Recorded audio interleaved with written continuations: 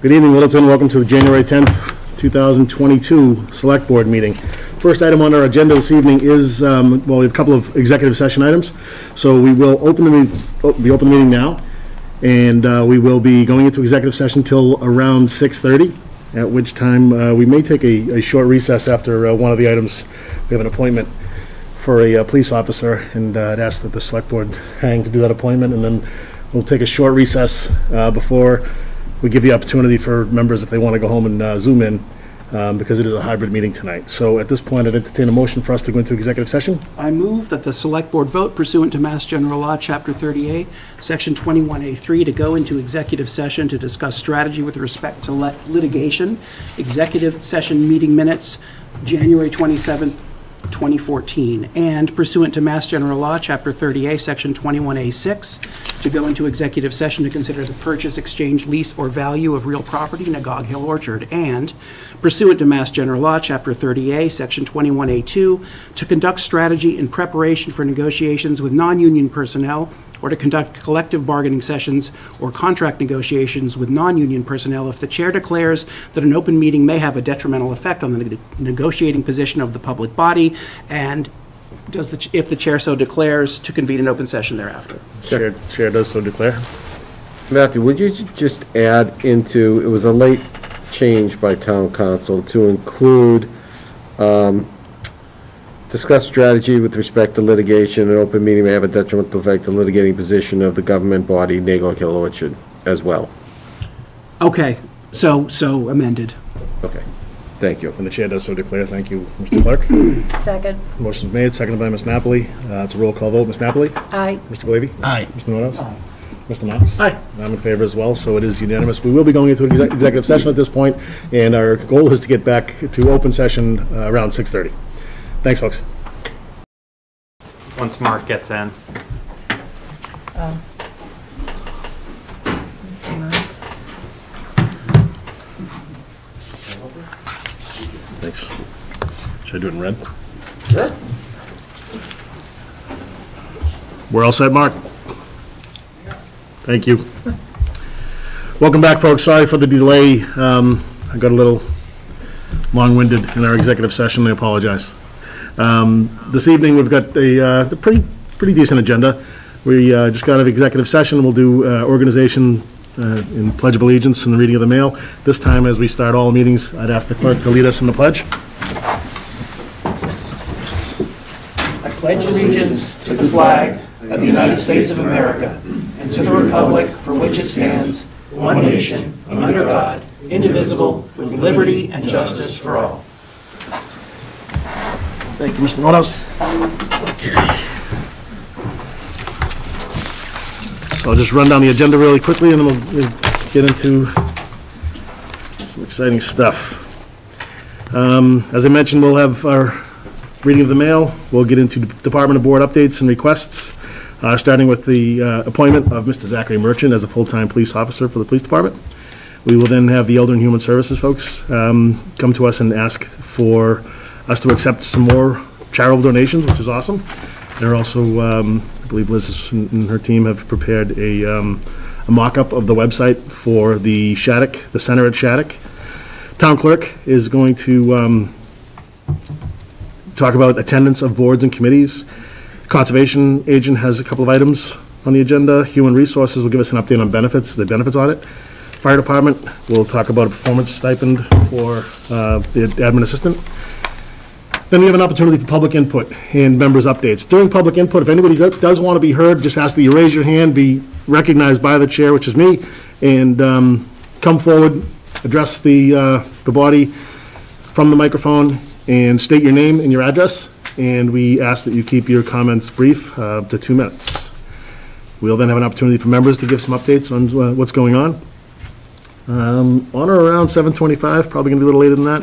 We have buildings, land use, reorganization, a couple of items on that agenda. Then we have a joint meeting with the Agog Orchard Ad Hoc Working Group to update us on an RFP. I'm sorry, the request for an approval for a reserve fund transfer for pruning services at the orchard. We then have select board discussions on a few items, discuss personnel. The Personnel Advisory Committee discussed request for proposal for 12 Robinson Road, which is a property that we purchased a few years back at town meeting. Select board goals update, discuss the next select board retreat. And then we will get into town administrator, assistant town administrator updates, which will include 2022 Alcoholic Beverage Control Commission. We have a couple of changes that we need to make there. Lease agreement with the Veterans of Foreign Wars, the VFW Post 6556. We have to renew that lease. Director of Public Works vacancy update, 2022 annual town meeting calendar and select board schedule, and then a quick update on the COVID working group. We also have some minutes to approve, and then we anticipate adjournment around 8:50. So, Mr. Insaldi, if you've got some mail for us to review before we move on? Yep, thank you, Mr. Chairman. I'll be brief. We received a letter from our town council, Miaras in Harrington, at the end of the year. Thank us and for the work we do together. He made a donation to Loaves and Fishes. We also received correspondence from the Massachusetts Historical Commission about round 28 of their Massachusetts Preservation Projects Fund grant program. That's something that we did look into when we did Robinson Road. I think the properties have to be on the what's it called, the National Historic Register. Registered, yes, of historic land locations. For those interested in Xfinity, you now will have the Universal Living Faith Network on channel 1098. And the last thing that, we obviously have a fantastic staff here at Town Hall, and something that was brought to my attention, and I asked Liz to bring it to this board's attention, is the outstanding work that our outreach worker, Amy D. Michelle, does. And she has an example here. And besides this example, and Mr. Chair, you got an opportunity to witness our team in action, and it was quite impressive. And the work that EHS does, not only for our seniors, but for all residents, is just amazing. And that work happens by our one and only outreach worker. Certainly Liz and Nicole support the department tremendously. But Amy, I've just never seen somebody go out of her way and do the work that she does, even on her own time. And her commitment to the town and to its residents is by far second to none that I've ever experienced. So, Liz, I'll let you yield the rest of the time and to you. Thank you. Thank you for having me here tonight. I really wanted to bring Amy here before everyone tonight at Anthony's suggestion to really make sure that she gets the recognition that she deserves. We had a resident in town who did not have heat, and Amy spent countless hours working on this case. She was able to find over $7,000 for a furnace replacement through different charitable organizations, and she just worked tirelessly on this case. And that was in November. And since then, we've had far more complex cases that are just, as COVID goes on, things are getting more complex, more layered in what we have to do. And I just really wanted Amy to be recognized because so much of what we do goes under the radar because we have to keep a level of confidentiality for folks. So, Amy, thank you for all that you do. We couldn't do it without you. And thank you to town administration for trusting us in what we do and allowing us to do our jobs without micromanaging or hovering. You just trust us to do what we can do, and we make it happen. So thank you very much. Thank you, Amy.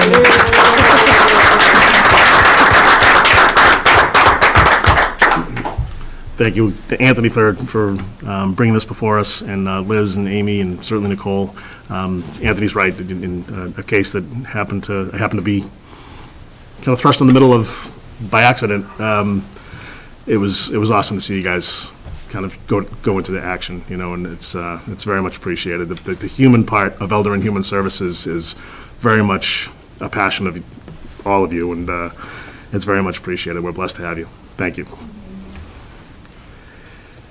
All right.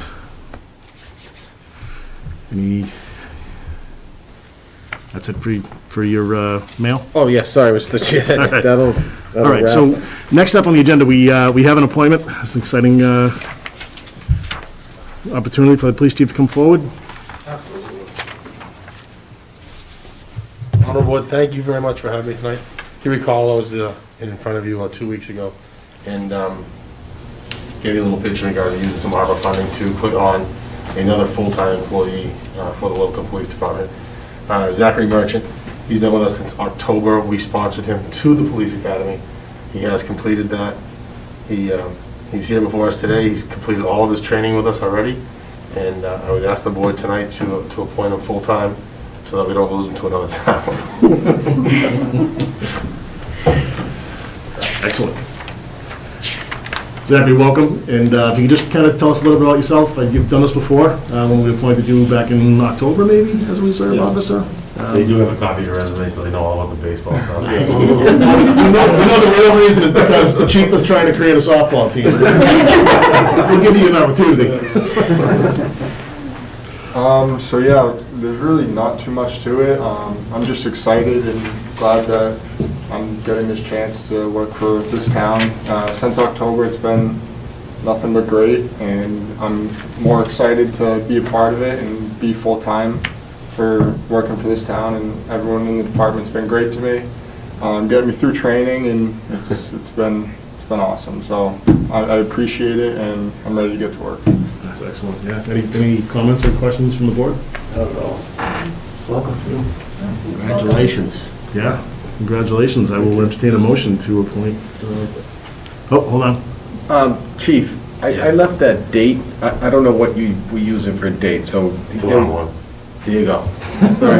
Tomorrow Why are you morning. waiting? He started actually yesterday under his part-time status, but then worked the day shift today, and he's coming back in tomorrow, so he's on the books. So tomorrow or today? Tomorrow morning. Tomorrow, sorry, tomorrow's date. What time? Midnight. I move that the select board vote to appoint Zachary Merchant of Lunenburg, Mass. as a full-time police officer, effective January 11th at 7 a.m. Second. Motion's been made by Mr. Nordhaus, seconded by Mr. Glavy. All those in favor signify by saying, well, we're on a hybrid, so Mr. Lott. Aye.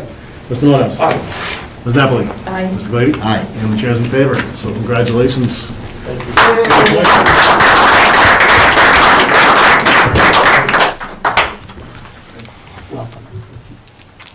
Stay safe. Good luck. Thank you. Welcome. Congratulations. Congratulations. Just on another note, Mr. Chair, he is accompanied by his parents that are here tonight, Faith and Tom Merchant. They're standing in the back. Congratulations, Mom Good and Dad. job, Mom and Dad. Take a quick picture. I'm gonna swear you in right now, though. I'm sure you're gonna go, no, do that first. No, do that. Happen to be here. Do that, yeah. Do you want to stand behind him and get sworn, so he gets sworn in, or do you want to do a separate picture?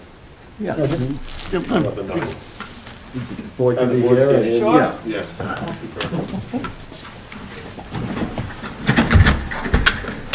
Just so happened to be. Just right behind him, yeah. Just so happen to be here.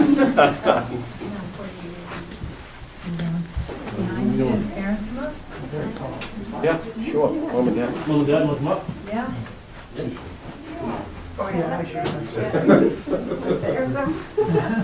No, embarrassing, absolutely. Want to see how he goes under pressure?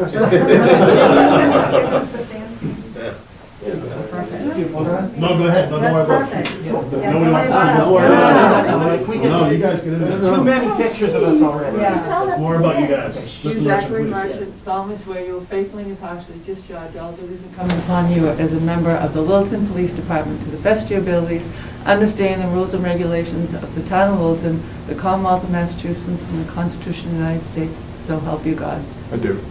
Congratulations.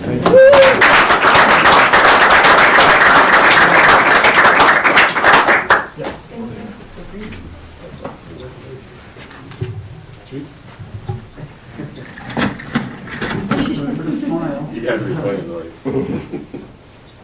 Are my eyes smiling, Joe? Yes, they are. Does Mom want a picture? Your liver? Good luck, Mr. Just warm tomorrow.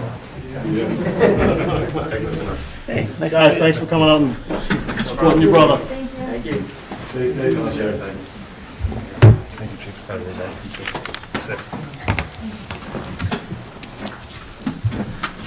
Seriously, whoever ate in this chair is like stuff. Wasn't my fault. All right, we had posted this meeting as a hybrid, and I had stated that I wanted to try to do a couple, the recognition and the appointment We have stated. And a couple of members are we're going to recess now for about 10 minutes to allow a couple of the members to get home, and then we'll start right back up again. I apologize that we're getting a little bit later start than we wanted to, but I know that Mr. Nordhaus, Mr. Knox are going to head out. So at this point, we're going to recess until about, I'd say 25 after. Sounds good. You guys can drive fast, right? Oh, yeah. All the cops are here, so we're good. Still only about 50. I'm gonna sit at home with a bundle up and blanket. I got you. I heard all the words, Joe. Thank you. Welcome back, folks. Hopefully, Mr. Nordhaus and Mr. Knox got home safely, and we can resume our meeting at this point. We do have Mr. Glavy and Ms. Napoli here with me, along with the town administrator, assistant town administrator, and some folks in the audience. So we're going to move on. And next up on the agenda, we do have Elder and Human Services back at the mic. So Liz, if you could come forward, that'd be great. Just wrecking the place. Trying to keep track of everything. Good evening again. I am here tonight to formally request that a donation we received from the John C. Morrison and Eunice B. Morrison Charitable Foundation be accepted. This gift is for $2,500, and it is for help during this challenging time. And we would use this gift for programming and outreach efforts. Great. Do you want to do them both together? Is that okay? Sure. Is that all right? Yes. That's fine. That's okay. Yep, let's see, received a second gift from the Friends of the Littleton Council on Aging, and this is $500 specifically for the TREAD Fund. So I would like to respectfully request that both gifts be accepted. Thank you, Liz. This is great. Whatever you're doing to solicit all these funds, keep it up. Matthew, if you're available to bring a motion for us. I'll give it a shot. Move that the select board vote pursuant to Mass General Law, Chapter 44, Section 53A, and per its policy on solicitation and acceptance of monetary and non-monetary gifts for public purpose, to accept donations to the Department of Elder and Human Services for outreach and programming from the John C. Morrison and Eunice B. Morrison Charitable Foundation in the amount of $2,500, and for the TREAD Fund from the Friends of the Council on Aging in the amount of $500. Second. Motion's been made, seconded by Ms. Napoli. Yeah, we do have a roll call vote because we are hybrid. Ms. Napoli? Aye. Mr. Glavy? Aye. Mr. Nordhaus? Aye? Is Mr. Knox elevated? Not yet. Chair is in favor. So we're going to call that a positive vote. So we'll consider those gifts accepted. Thank you. Very much, Liz. Appreciate it. Appreciate these generous donations from these generous bodies. Again. Thank you. You bet. Thank you. All right. You're going to stay up here and give us a little bit of presentation? Thanks, Sure Liz. thing. Oh, do I need to stop sharing? I took care of that. Thank you. Thank you. Please go back that way. Okay. So we received some feedback that people and boards would like to receive some more information on the Center on Shattuck Street building project. So in some brainstorming, we figured out that the best way to get some of the information out fastest to the public is to put up a website. I spoke with Sam Alvarez, the library director, who has a great website for the Reuben Hoare Library project, and he told me how to go about doing this. So thank you to Sam Alvarez for the information on website making. So here we have a draft of the website, or a mock-up. It's littletoncenteronshattuck.com, and this will be your one-stop place to find all information on the Shattuck Street, Center on Shattuck Street building project. So if Joe wouldn't mind scrolling down. So you have a scrolling screen right here of the two latest conceptual designs of the front. Can I just? Sure. We've, and it was predated your return, Liz. We obviously have had discussions about naming this, but we never settled on that because, there's some strong feelings, I think, in both directions. A lot of the money that was put away for it was specifically for a senior center, and this is news to me anyways, that it's the Center on Shattuck Street. I don't know, is that, I guess, I think it's terrific to have all this information up there, and this looks great, a higher level of detail than we've seen before, but, one side of the parking lot, we got a library that's not afraid to call itself a library, so I think maybe on the other side of the parking lot, not a bad idea to have a senior center that's not afraid to call itself a senior center. I don't know. I don't know if Go ahead. I'll address this now.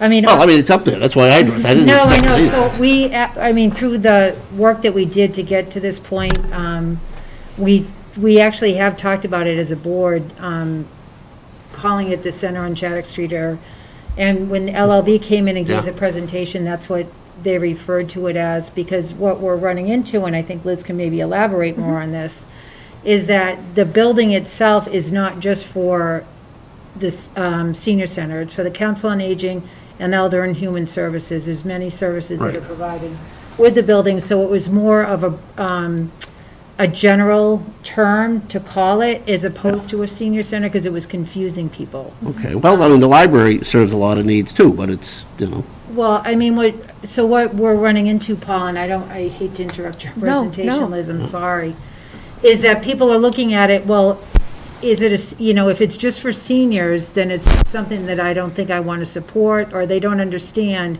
the services that Liz's department provides to the community. So if we call it a senior center, it's really not just for seniors, it's for all age groups, which I think Liz will speak to in her presentation. Yeah, if I could add one thing, Mr. Chair? Sure. That was just a placeholder name, Paul. And Yeah. I hope that we're going to underscore this. I would Yeah. hope that the dominating theme here will be the presentation of the building that's coming in, and the mixed uses, but I just didn't want to let that pass by. I know we've discussed it before, but I didn't think there'd been any resolution to it. And, part of the reason that prompts me to bring this up is from people reading it on the agenda, they're emailing saying, what's going on here? So, and don't want to put you in the crosshair. It's going to be a great building here, Yeah. but anyway, we'll stipulate on that score and continue on your. Maybe we can get Gillette to sponsor that. We'll call it the Gillette Senior, whatever. There you go. Yeah, the domain name can be changed. That is not a final decision. We wanted to, I think in the initial discussions, make sure that we are naming it something that is inclusionary and made sure to be a welcoming place for all people that we serve, because we serve more than just seniors. And a lot of the modern research and modern trends that are happening right now for younger folks who are coming into and aging into the senior services circuit, they're renaming senior centers into active living centers and centers for active engagement or civil engagement. There's all kinds of new terms. So we're moving into a new era of senior centers, and that's fine. If we want to call this a senior center, that is absolutely fine too. I think the COA board has been referring it to the Center on Shattuck Street, and this is what I named the website. But here it is, our beautiful conceptual design for our building out back here. And if Joe wouldn't mind scrolling down. There's just a welcoming statement, just saying that this is the kind of landing page for where you can find information on this building project, and you can keep scrolling, Joe, if you won't mind. Just milestones reached, just highlighting the fact that we had that LLB presentation at the select board meeting in November, and you can click there to see the presentation, but you can go down, Joe. I'll get to there. Sorry. So there is a page where you can see all the different presentations and TV cable shows that we've filmed on this particular project to get some more in-depth information. And go back to the home page. And scroll down. Why are senior centers important? As you can see, I'm using the terms interchangeably because it is a senior center. We have senior programming, but we also have human services and potentially the veterans agent coming with us, perhaps. I think it would be nice to have all human services, community services in one place, one location. You keep scrolling. Just some reasons why a new center would be great for the community. You keep going. This page is a little long. Why we're essential to the Littleton community. There's just some information about our statistics, who we serve, how many people we assist as a total department, and you can keep scrolling. And then our mission, and then just some photos of our department in action, things we do. And there's a lot of photos there, Joe, so you can go back up to the top. Just to highlight what it is that we actually do, because we are kind of, we're a small department, we kind of go under the radar sometimes. So at the top again, you can click on Conceptual Designs, and you can go through. You can see the latest Conceptual Designs by LLB, our architects. You can download the PDF version, or you can click through and see each individual picture. And if you are wondering for more information about LLB Architects, who they are, you can scroll down a little, Joe, and there's some information about LLB and a link to their website so you can learn more. You can go back to the top. Project presentations, we've kind of already clicked on that one. That's the cable shows that we've done. Then there's frequently asked questions about this particular building project that the Council on Aging Board put together, and this is a handout that they've been giving out at town meeting, at the holiday fair.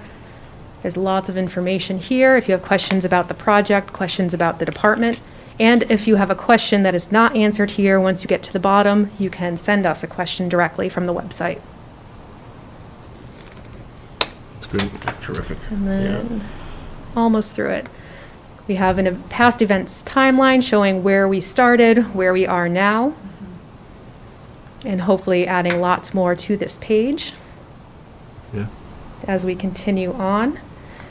And then here, just some notable facts and figures about our department and who we serve. And then, Joe, if you don't mind clicking more again, if there is a burning question that you have about this project, you can email me directly here from this page, or you can scroll down and contact the office directly. So this will be the landing page for all information related to the project, hopefully, and it will be consistently updated. I hope to have a blog so we can do a weekly update on the project. Let me throw a question at you, just because Paul asked the question about Sure. senior center, and it certainly does address, you know, the need for a senior center and the services that will be provided. Is there a way to put an alias? I know if you have an email address, oftentimes, like my email address at work is Charles.DeCoste, but I also have an alias of Chuck.DeCoste. Yep. So is there a way to put an alias where if someone clicks on Littleton Senior Center, it would drive them directly to this site? I think we could figure out how to do that. Yeah. Yeah, We so- have a fantastic IT department. I'm sure they could help me work that out. I think so too. So I think maybe just to pick up on those keywords to try to drive traffic as much as we can. Sure. Mr. Mullen? Sorry, I'm looking up at the screen. Yeah, Matthew made it in What there. did you say? I was just looking at the screen behind you. Oh.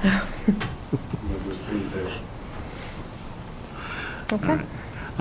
This is awesome. Thank Yeah. you very much. Anybody have any questions? Or It's not terrific. appreciate you raising the questions, and those are questions that others may ask, so it's good to get those questions asked and answered and take a look at them and see if there's ways to, you know, the best way to get this word out there and get people that have questions to have a place to land and find those answers. Any comments or questions? Yeah, great job. Thank you. It really came out wonderful. Thank you. Is that your handiwork, the website? Yes. Terrific. Good work. No, really good job. Awesome. Okay. Matthew or Joe, do you have any questions or comments? Super impressed. Looking good. Thanks, guys. Thank you. All right, thank you, Liz. Appreciate it. Thanks again, Amy.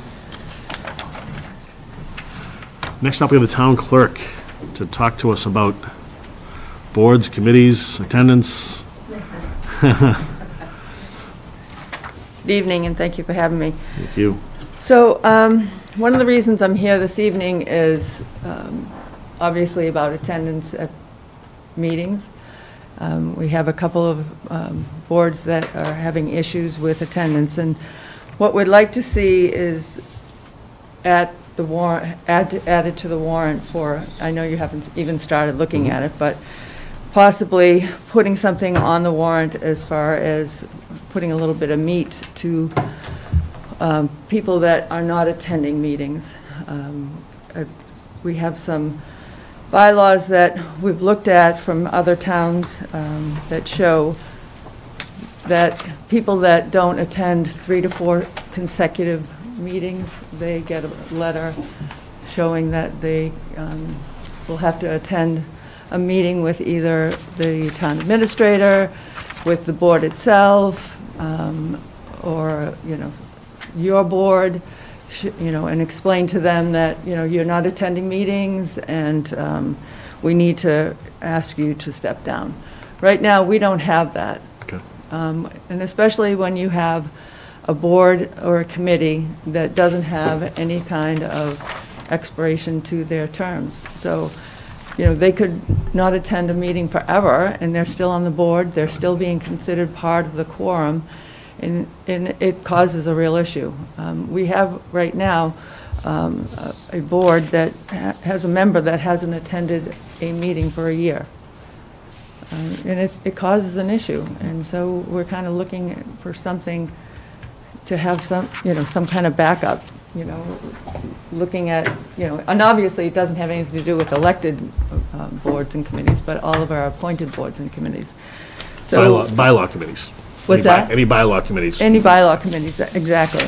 And so, we've looked at, I have, 7 different towns and towns that have sent me information as to what they use and what they have. And so, we'd like to kind of look at that and possibly put it on our warrant in our bylaws to kind of help these boards and committees out. Because, if you only have a 5-board committee and 2 people are missing because they're out, and then you have a vacancy, now you can never have a quorum, and that causes issues. So, we'd like to, have your, assistance and kind of look at these, bylaws and see what we can do. Absolutely. I mean, we talk a lot about taking a look at cleaning up some of our policies, and some of the bylaws are outdated and that kind of thing. I think this falls right into that same bailiwick. So by all means, do you need one of us to help you with that as far as participate in doing it, or how can we help you? Well, either way, if you would like to add it to your warrant, or if you would like us to put it together, I can work with Anthony and. I like that idea. We could work with town council, Right. figure out the proper way to craft Yeah. it, so it'd be a warrant article, and then that might be something that the board wants to consider for its policy, for its appointed boards to mirror that, so we can work on that and include that. Yeah, I think. Yeah, the other issue too is the boards that have no expiration date. Not that I frown upon it, but it really isn't. I know there's reasons why we did it, but it's kind of they're one of the boards that there's nothing that we can do about it. So if they don't show up, they don't show up, and we have no end date to actually look at and say, oh well, we know that this person that's not showing up to the meetings, at least we know at the end of this year their term expires, so we'll be able to get them off the board. When we have a board that has no expiration, there's no end date on those boards. Another area with some cleanup could certainly be Right, done. and something as simple as just, if for those, make them annual reappointments, and unless, stated otherwise, and that way, if they aren't affirmatively reappointed, they go away at the end of the year, something. And those, I think she's referencing mostly select boards. Right, so we right, could, some of the ad hoc committees we Right. put together and such. Right. So we could address that during the board process when we start advertising, and you can make your changes that you might want to incorporate and add that in. But it would help to have the backbone of a bylaw that, authorizes us to do that, because otherwise somebody might say, well, what the hell are you doing? Why you doing it, right? Yeah. Yeah. Yeah, we could also put something in place where there is no term longer than 3 years or something like that for any board or commission. Yeah. Just so that we don't have something that's going to linger on for that Right. perpetual, make those changes for those that are still the perpetuity. Yeah. That's a good idea. And again, this is telling you stuff you already know, but maybe for the audience, I mean, the reason the quorum becomes an issue is, people might be saying, well, you're always trying to get people to apply, and if they don't show up, now which is it? Well, if we don't have a quorum present at a given meeting, they can't vote on things. Exactly. So, on the other token, some of the authorities are beyond us. They're in state law, so it's not like this would apply to elected positions, Board of Health, Planning Board, et cetera. Exactly, So we don't, it's a limited field, but it's an important range of positions. Right. And the other thing too is if we have boards that have a lot of vacancies, I think we might want to look at perhaps decreasing the size of those boards as well, some of those, bigger boards, Yeah, there's a lot of cleanup that needs to be done. Yeah. Right, if I may, Mr. Chair. So when I first got on the board, we actually, Paul and I had put together, it was actually a welcome letter when you got appointed to a board or a committee, just setting expectations. So maybe we need to revisit that, and it would be something that Diane could hand to somebody when she swears them in. So if we had that, setting those expectations, explaining what a quorum is, what it means if you don't show up, and then also go forward with the bylaw, which I think is a great idea. Then maybe we can kind of firm all of this up and improve the whole process. Yeah, steps have been, we've attempted them in the past to try to address this, but they fall about, there's turnover in different places, and it falls away, but probably both. I mean, a bylaw would give it the teeth to it, and a packet for any new members, and I think, Cindy, too, weren't we doing something specific for chairs of committees, too? Yeah, on just there, explaining to them if you're the chair. Be responsible for Minutes, getting if you're minutes the and all that clerk, kind of yeah, stuff. all Public that. posting of meetings and all that. Right, yeah, so we can revisit that. Yep. Well, now that I have an assistant town clerk, we can work on that a little bit. Great. Excellent, thanks for bringing it forward. Okay, thank Thanks, you. Dan. And if something comes up and you need some more, Oh, yeah, you need some still more got help. Matthew and Joe out there. Can I make one comment? Of course. Looking at the bylaw, there are a couple different sort of flavors in the bylaws that the clerk forwarded to us. And, she talked about ones where you try to discuss the issue with the member who's been vacant. I would respectfully suggest that we adopt one where, like Belmont, which is if you miss 3, the chair has the option of declaring you like no longer on the board and appointing a successor. Because if you aren't showing up to meetings, like why do we think we're going to be able to get you to come in and talk to the town administrator about your absenteeism? So. Well, just for instance, if I may, we have someone, like I said, who hasn't been there for a year. I've sent email after email after email. We've sent letter after letter after letter. All they have to do is go on Zoom to attend the meeting. It's not like we're asking them to leave their home, and they're still not attending. So, I mean, how much more can we do to ask a person if they're supposedly interested in the board or committee to attend, and we receive nothing back? So there's only so much that we can do as, members of the specific board or whatever. And it comes not just from me and from my office, it also comes from the chairman, the vice chairman, people that know them, and ask, and nobody gets a response. So it's a little frustrating all the way around. And so, there's only so much that we can do and reach out to the person. And, and it happened on another board until the point of us coming to the select board to ask them to remove the person when they finally gave me a letter of resignation. So. Yeah, this will definitely take strides in trying to make the process better, and I think. Yeah. But Matthew, I do think that making sure that there are enough teeth there so that we can do it and not expect the person to appear before another body or else. Yeah, just don't get bogged down in process. Like if they're absentee, we know they're absentee, and let's just take care of business as quickly as possible. Yep, good. All right. Thanks, Diane. Appreciate Thank it. All right, you have the conservation agent, Joe? Yes, and Amy is a panelist, so just needs to turn on mic and camera. Different Amy.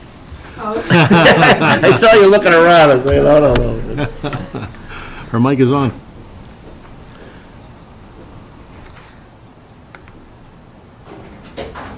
Yes, you're muted. Sorry.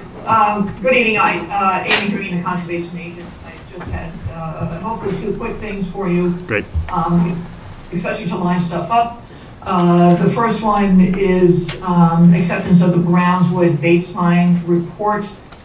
This is a companion document to the conservation restriction, and as it says, it just sets up the baseline conditions. Sudbury Valley trustees did all the work on this. And it's a great document that we can refer to if we ever need it. They just ask that someone from the town side sign off on it. And there's actually a signature page that I think Joe has. Great. Could I ask one question about this doc? Go ahead, Matthew. Oh, I know that the conservation restriction includes a building envelope, and the Affordable Housing Trust has been talking about using that parcel for a Habitat for Humanity house. Do we need to do something like get perk tests before the CR is finalized? Or, I don't, is there anything else that might change about that location? That's actually sort of two different things. The potential affordable housing is outside the CR, that is not included. The sort of building envelope that they have in there was for the parking lot, the driveway, those kind of things. Got it. So the conservation restriction isn't even on the old Brown property. Thank you. Any other questions, comments? Oh, good job. Thanks, Amy. Mr. Clerk? I move that the select board vote to authorize the town administrator to sign the Sudbury Valley trustees' acknowledgement of baseline documentation form. Second. Moved, seconded by Mr. Glavy. It is a roll call vote. Mr. Nordhaus? Yes. Mr. Knox? Yes. Ms. Napoli? Aye. Mr. Glavy? Yes. And the chair's in favor. Thank you all. Amy, you have the Mass Trails grant application as well? You just need a signature on The that? second one is maybe jumping the gun a little bit, but I'm trying to avoid any last minute scramble for signatures. This is mostly an electronic filing, but they do require one signature from town manager, select board, some representative. So if you're willing, I was thinking that you might be able to authorize the town administrator to do it, or appoint someone from the select board to make the final review and blessing to let it go, get signed and submitted. It's due February 1st. Well, I'd say we take action Yeah. to move it forward. Yeah, Okay. I have no problem with that suggestion to move it forward and authorize Anthony to do it. But I do have a question, Amy, just on, maybe you know, maybe you don't know. How competitive is the Mass Trails grant process? I'm just thinking in terms of, are we limited as a town? How many bites at the apple we get if we have, other opportunities coming up down the road in the same year? We did get a Mass Trails grant in, I think it was 2017, for the main Cloverdale Boardwalk, for 4 segments of the Cloverdale Boardwalk. So it has been a while. If you go onto their website, they have a long list of projects that get awarded, both from very large DCR type grants to small grants for a town who's looking to buy a lawnmower or something to that effect. Okay. So it is, I don't know how competitive it is from year to year. Yeah, not that there's anything in the offing right now, but just as a ongoing measure, we probably should not be competing against ourselves. If we, before we pull the trigger on what we want to do, make sure it's the one we want to do that year, or for the conceivably the next couple of years, if that's how they dole these things out. But I'm all on board with this. If they're doing equity-based grants, yeah. Okay. Any other questions? No. Mr. Clerk? Move that the select board vote to authorize the town administrator to sign the Mass Trails grant application. Second. Moved, seconded by Mr. Knox. Roll call vote. Mr. Knox? Aye. Mr. Nordhaus? Aye. Ms. Napoli? Aye. Mr. Glavy? Aye. And I'm in favor as well. Thank you very much, Amy. Thanks so much. Thanks. You bet. Almost vibrant. So we have HR update on benefits audit. Michelle Vibert, Human Resources Director. Feel more comfortable about your mask, it's up to you. I'll leave it, thank you though. Okay.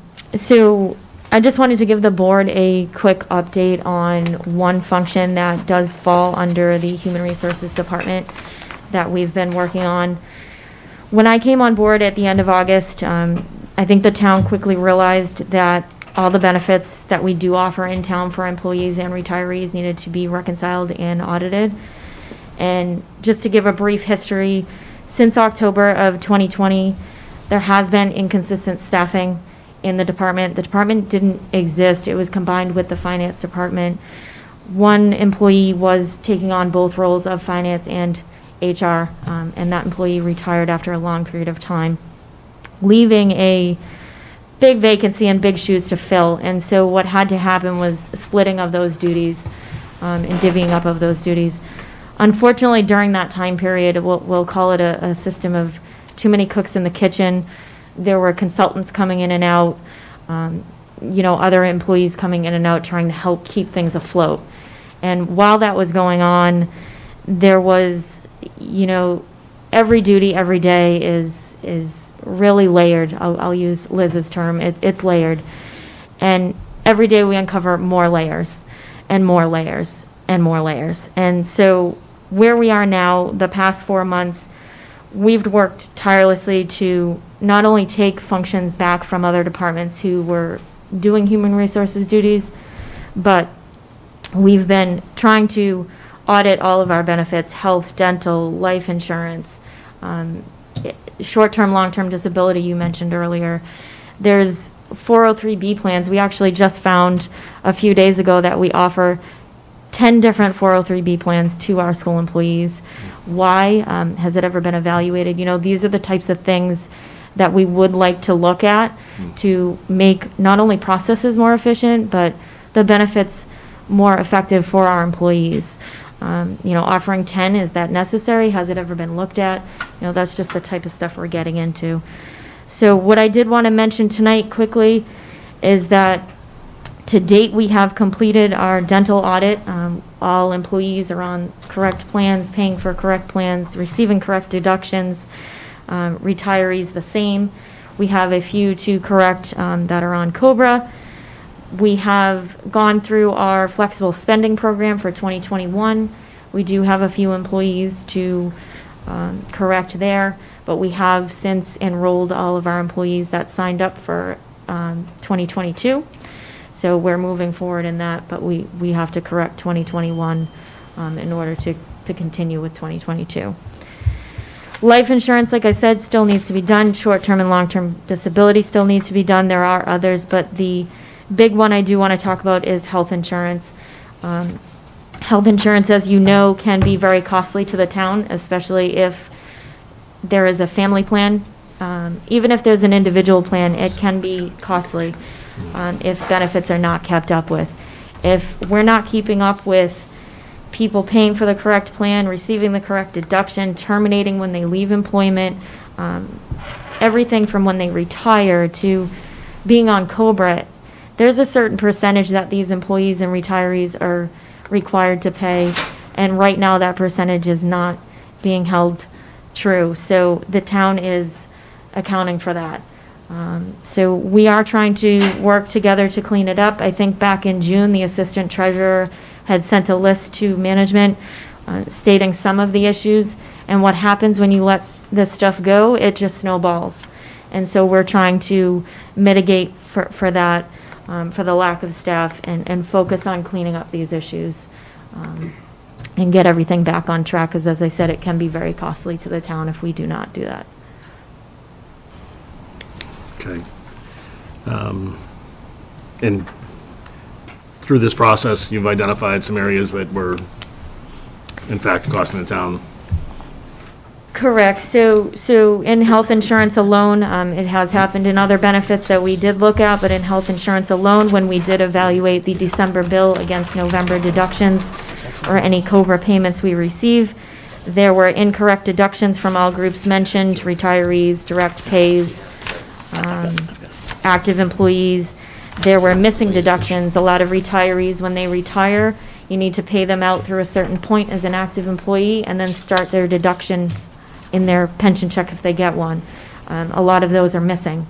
So we need to go back. And this isn't, I do want to mention, this isn't specific to Littleton. This is an issue that happens in a lot of municipalities. I've been a part of some of them, and I've, read news stories on others. So it's something that, like I said, is not specific to Littleton, and we just need to make sure we keep up with it.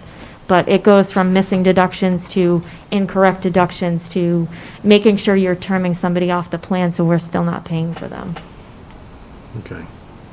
I appreciate you putting eyes on it and spotlighting where it needs to be spotlighted, and hopefully uncovering all those areas that keep us out of the news. And I do want to mention that we do have, as we come across these issues, we're trying to come up with better processes so we don't fall into the same trap, so we can not have these issues happen in the future. So for example, paying that employee out through a certain time period before they retire, keeping it clean cut at the end of a month instead of a mid-month, and then starting their deduction when they start their pension check at the beginning of a month. So that's just one example, but all of these benefits, whether it's health, dental, life, flexible spending, they need to be audited monthly, reconciled monthly. This is a process for the benefits coordinator to take on. It is in her job description. So hopefully she can come up with a quick way to do it. We do have spreadsheets set up for deductions versus the bill, versus what we get from direct pays. So she's going to work to set all that up to make it a better process. That's what it's all about, is that just creating the processes that haven't necessarily been in effect. Right, because it's one thing to identify the issues, and then, going forward, it's what do you do from here to not fall into that again. Okay.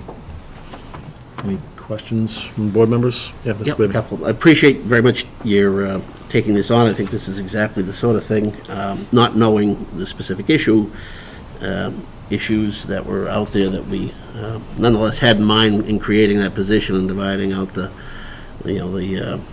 duties from the previous structure. The memorandum that you had sent the board to Anthony and shared with us wasn't in the original packet I got, so I just saw it tonight. But I look it over, it looks like it's essentially recapitulates what you just had said. But I'm wondering, is there going to be a more detailed? I mean, if it's being referred to as an audit, is a numbers and. So you're talking about numbers. So yeah, I mean, if there is, there is. If there isn't, there isn't. I'm just curious as to if that's another step that's coming with this, and then maybe I'll just get my questions out of you now, and you can choose to answer them how you want. The other thing is, would you characterize this more as the situation as something that is just evolutionary or exacerbated by the period of time where there was a lot of flux in that office, and or is it something more specific to that time period? And then I guess finally you'd referred to some of the functions taken back from different departments, and that sounds like it makes sense, but I'd just like a little more clarity on what that means. Sure. So in regards to the numbers, so we, unfortunately, short answer, we don't have numbers right now. And the reason being is that this cleanup work, we'll call it, has been done over the last 6 months. So it didn't just start with me. It started. So you're correcting practices is the main function. Right, because in order to get a hold of this, you need to correct the practice and move forward and then start chipping away at it. And so before we realized it was an issue across all benefits, we started chipping away at it.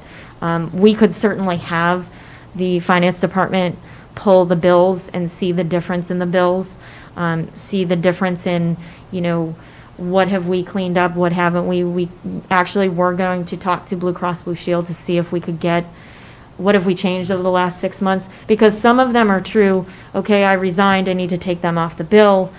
Those are true, that's a true number coming off. It's not we left them on for 6 months. Right. So we're not going to realize that unless they kept a spreadsheet. We just started chipping away and getting it done.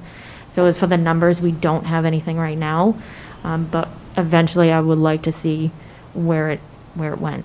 Maybe I can, Mr. Chair, through Sure, go ahead. This might be a more appropriate question for Anthony. Than when we have our auditor do annual audit, sometimes we can charge them with specific tasks. Since this has been undertaken, it really isn't, I don't perceive it as being Michelle's job to do, that numerical auditing. She's a day-to-day function, but maybe knowing that this has taken place, this is something we can ask the auditors to focus on. Like in the past, we had them look at the enterprise funds because we knew we had issues there, and if we told them this year, look, we want a special attention to the benefits because we have a new team in place and they've put some practices in.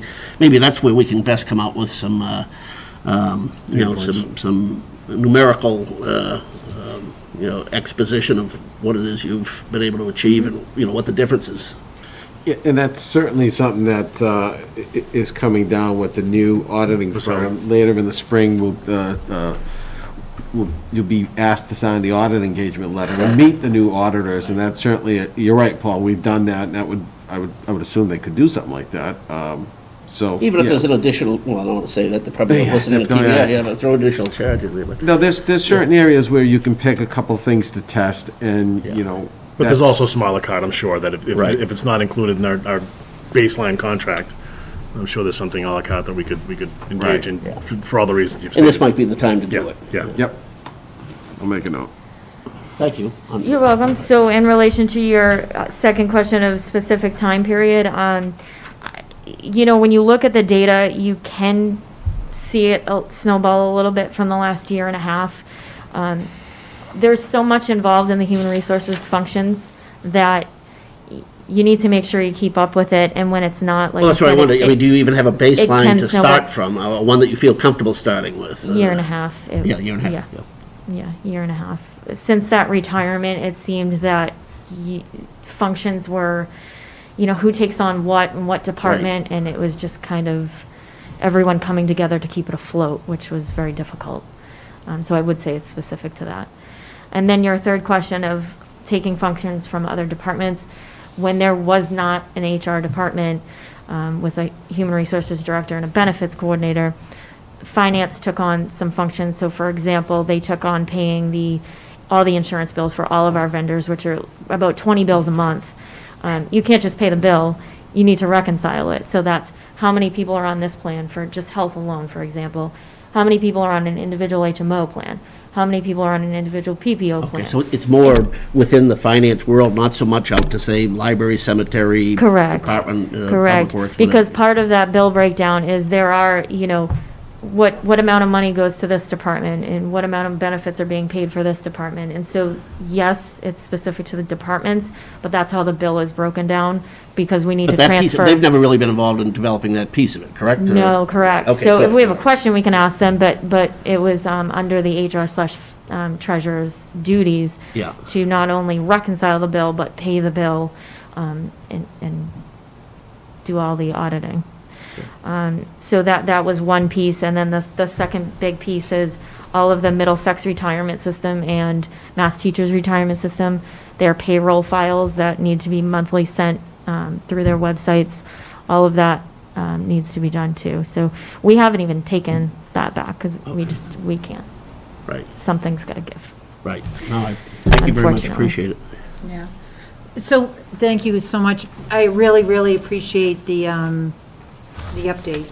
I've been hoping to get this for a while now because I knew something was going on, so this is really appreciated. Thank you. So it's just basically a year and a half look back, I would say yes. pretty much? Yes. And so prior to that, had these accounts been reconciled, did everything seem to be okay? Or is it Unfortunately, just- without being here, I can't speak to that. It seems to be from just the bill breakdown, we can see, you know, kind of how far back. For example, if I take one issue of someone being on the bill still that we're paying for that we shouldn't be, they termed back in 2020 of maybe November, and so we need to take them off the bill. We're still paying for them in October of 2021. So it's a matter of, you know, how far back is Blue Cross going to go with us? Are they going to go back to November of 2020 and credit us that money? A lot of times they won't. So a lot of times the town eats that money. They'll only go back 60 days. Right. So we're working with them to see how far back we can go. Blue Cross Blue Shield Dental went back for us. We only did have 14 deficiencies that we found. They worked with us to go back, but nothing was that far. Back prior to 2020? No, back more than 60 days. Okay. So they were willing to work with us, but like I said, nothing that we found in dental was back to 2020. Okay. Yeah, It's a I little guess my different. question is, was the systems that were in place prior to 2020 okay? Or were there issues there that could have been better, that kind of created this problem? What I'm finding now, different time period, different stuff going on, you can always improve on functions. Some things are, if it's not broken, don't fix it, but there's other things that can be That could have improved. been- Okay. All right, good. Thank you. Appreciate it. Thanks, Michelle. Let me see if Joe or Matthew, any comments? No, just quickly, just to thank Michelle and all those that are involved and put the time into do all this research and get us going in the right direction. What he said. Thanks, Michelle. Appreciate you Thank you. being here and giving us this update. Thank you. Let us know if you need any help with it. All right, so next up we have Fire Department, Tom Clancy out there? Yes, he's here.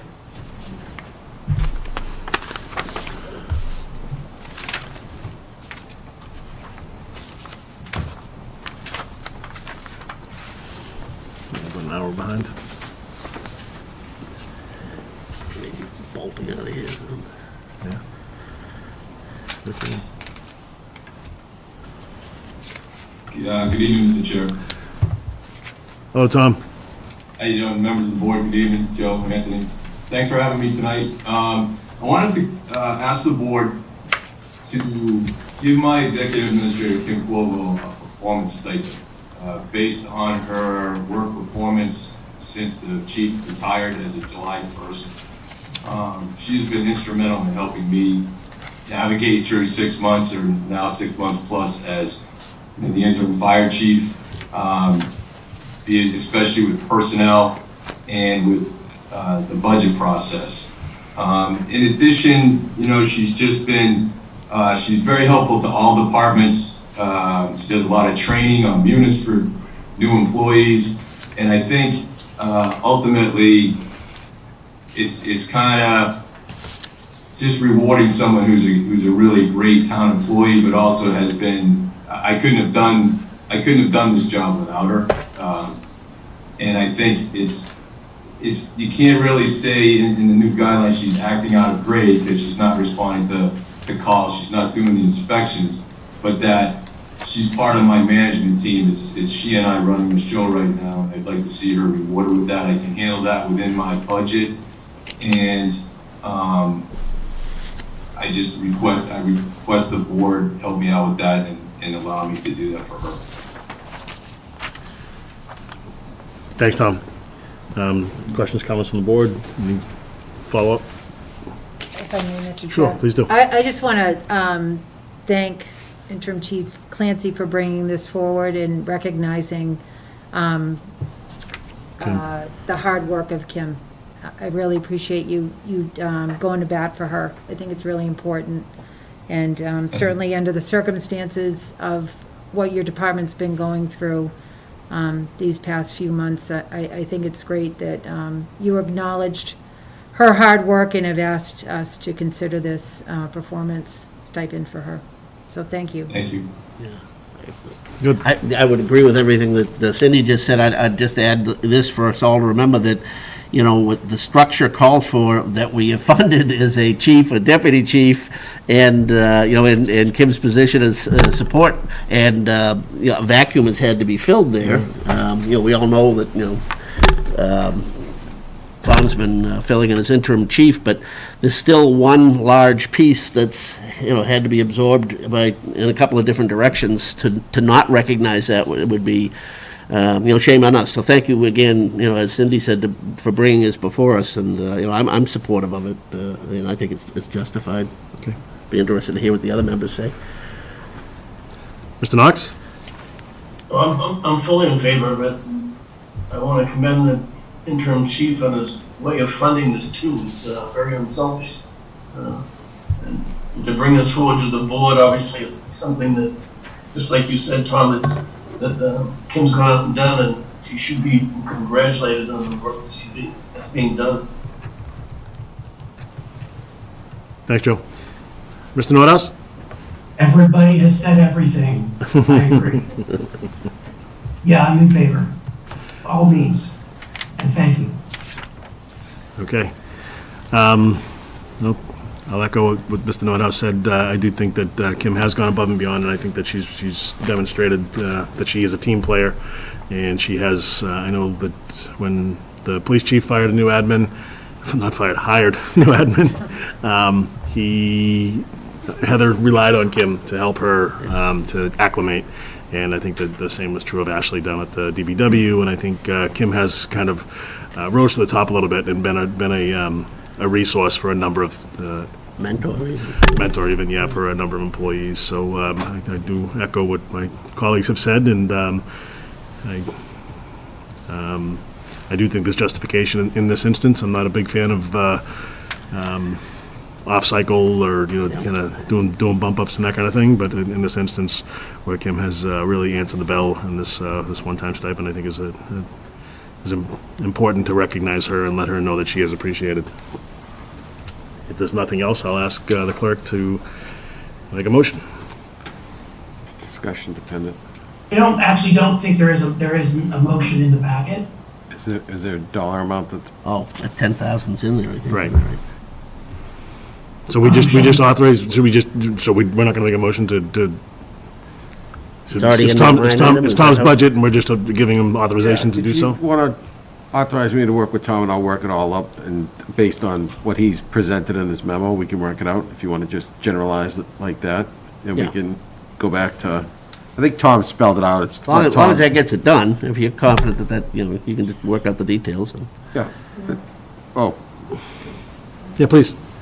Thanks, Michelle. So Tom, Interim Chief Clancy proposed a $10,000 stipend retroactive to July 1st of 2021 to be paid out in a biweekly amount of $384.62. there's the motion. There you go. So move, Matthew? So moved. Second. Seconded by Mr. Glavy. Okay, motion's made by Mr. Nordhaus, seconded by Mr. Glavy. Mr. Nordhaus? Aye. Mr. Knox? Aye. Mr. Glavy? Aye. Ms. Napoli? Aye. I'm in favor as well. Okay, thank you very much, Tom, appreciate it, and thank Kim. Michelle? Thank you to everyone, appreciate it. Please extend our thanks and appreciation to Kim. Will do. Thanks. All right. At this point, we do have an opportunity for public input, so if anybody would like to be heard, do ask that you raise your hand, you'll be recognized by the chair, and state your name. If you're in the room, come to the microphone, otherwise we'll identify by you raising your hand through Zoom. I do ask that all comments come through the chair and that you limit your statements to 2 minutes after stating your name and your address. Am I allowed to speak during public comment? Sure. Michelle Vibert, Human Resources Director. I just want to say, something to the last agenda item and the one from the mail. At first, it's great to work for a town that recognizes their employees from an HR standpoint. It's nice to see that, so thank you for doing that. Thanks, Michelle. Usually, we don't like to have non-residents speak. We'll allow that one. I got the choice. You did. No one's in Zoom. No hand raised. All right, any member updates? Ms. Napoli, you want to start us? Sure. So I wanted to talk to the board. The planning board held a meeting this past week. Many of us were on the call. We thought it was a joint meeting, but it wasn't, but that's okay. That's not here or there. So one of the things that has been discussed that was mentioned on that call is the need to use town resources to work with developers to create what's called deep affordable housing. And I've kind of gone back and forth with the chair of the planning board about this because I don't agree with that. I don't agree that we need to use town resources, i.e. buildings or land, to create deep affordable housing. We are fortunate that we have a very robust affordable housing trust. We have the ability to use that trust to work with projects that we know are coming forward presently, specifically 550 King Street and something, that might happen down at Taylor Street, Foster Street, to create the type of housing that we need within those developments themselves, utilizing the trust. One of the things that was mentioned at the planning board meeting was using land, town-owned land, for affordable housing. I talked to Kathy Miller, is awesome. She spit out a spreadsheet like that. Chief Assessor, just for the people who don't know. Chief Assessor, thank you, of town-owned property that is not currently controlled by the Conservation Commission or the Light and Water Department for public purposes. And we do not own as much land as people think that we own as a board that we could utilize for projects such as housing. There are maybe a few lots, one of which being the Morgan property that we acquired. So it's just, I just want to have this conversation with the board now. One of the things that the planning board has asked is that we kind of convene a group to really have a conversation about housing and what resources we can use and what the Affordable Housing Trust can do. And the Affordable Housing Trust is meeting tomorrow night, so we're going to have that conversation. But when we talk about using town resources, that kind of falls on the purview of this board. So that's why I wanted to mention it to you and just let you know the work that I have done. I did ask Mr. Mullen also just to take a look at this building hypothetically and say, you know, on a high level, how many housing units do you think that we could fit in this building if we ever wanted to repurpose Shattuck Street for housing? And it's really not a lot compared to the housing needs that we've identified. And I guess I'm just bringing this up because I feel like we're kind of going around in circles with the whole affordable, deep affordable housing conversation. And I just kind of, I really want to just have the conversation once and for all. Do we, as a board, do we want to use a large parcel of land? The only thing I'll comment is that this typically isn't, this is something we should agenda. No, I'm just bringing it up so that we can agenda it. Right. I'm just telling. I appreciate that. Yeah, no, I'm giving you an update about the board meeting that I attended. So that's members' updates, right?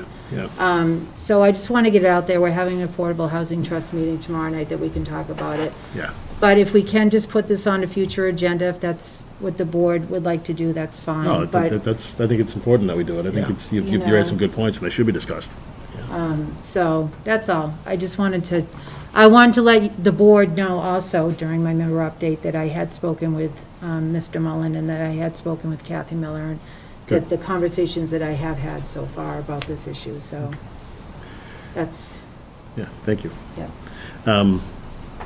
Anthony, can you just make a note that we, that is something, okay, good. Yes. Thank you. Anything else? I'm all done. Thank you. I'll use my members' update to just amen what Cindy said. I was at the same meeting, and I share her sentiments for one, getting it agendaed for discussion, and the same trepidation I have that the presumption should be that, this imaginary town, and even the Morgan property, it may show up as unencumbered.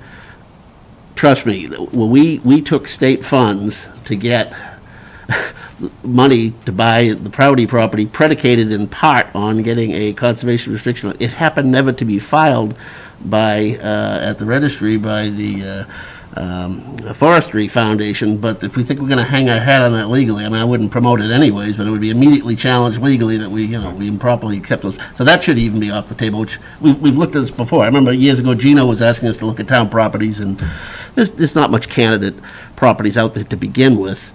But and it also drives our focus away from where it should be, I think, and I think this is probably, a conversation best explored in detail with a bigger crowd and some invited folks here from the other interested parties. But, the focus should be on the people who control private properties in parts of town where we want to see, and where it can logically be addressed. And there's so much development activity going on now that it's the time to act in the, use our leverage with the private sector to get that to happen, and use our funds from the trust. The trust. Right. Yeah. Thank you. Thanks, Paul. Mr. Woodhouse. That was a nice segue. I was just thinking transfer of development rights is a good tool for, taking some of the private property and turning it into some sort of development which is a benefit to the town, whether that's dense or affordable. But what I really want to, just for my update very briefly, is I attended the Council on Aging meeting this afternoon, and most of the EHS programs have been postponed or have gone online. And I kind of wanted to remind everyone how serious isolation can be for everybody, but especially for seniors. And I would just like to encourage people to reach out to their neighbors and call them or shovel their walk or buy groceries, because it could be a very good thing. Thank you. Thanks, Matthew. Mr. Knox? All set at this time, thank you. Thank you. just to piggyback on what Matthew just said, over the next couple of days, it is going to be pretty cold. So if there are folks that need help or I believe, I assume, I don't know if the police chief or the interim fire chief is still on, but if there's a warm center, whether it be at the police station or at the fire station or any of the schools, that those be, make sure that we let people know that, and hopefully now we can let them know that, and folks can either reach out to the town administrator's office or reach out to the police or the fire departments if they do need help, if they need to go someplace that's warm and feel safe and maybe get a hot meal or something, just to reach out. And this is one of those things where we are stronger together, and just to echo what my colleagues have said, and look out for your neighbor and make sure check on your at-risk neighbors. Exactly. Okay, thank you all. Next up, we have building land use reorganization. Tag team. Thank you on this one. Michelle's getting a lot of airtime tonight. She was due. Thank you, select board members, Joe and Anthony, for having us here tonight. Just a quick update, we did put a job description together for the health agent and a public health nurse. They're in your packets for your review and hopefully a discussion tonight, so that the next time I'm before you with Michelle, there's a process for grading and rating and all that good stuff.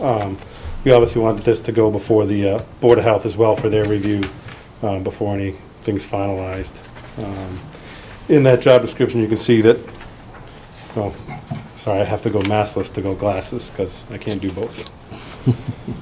I don't know if you want to read this job description or if you've already had a chance to read it, we can go through it. How much time you want to put into it, or if you want to just have an opportunity to look it over if you haven't already.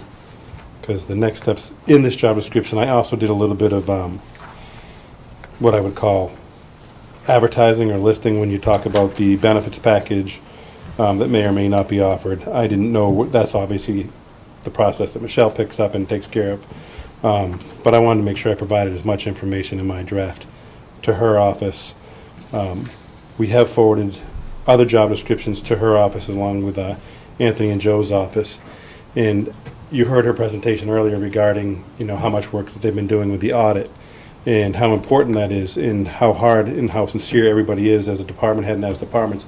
We're all working really hard to get things done. But this has created a bottleneck for us implementing the land use and building department, because we have 5 other job descriptions that still haven't been reviewed or presented before you, because there's nobody there that can put that time in when they're working so hard on other things. So I just wanted to make you aware, and I'm hoping Michelle can propose a solution to that problem to you folks.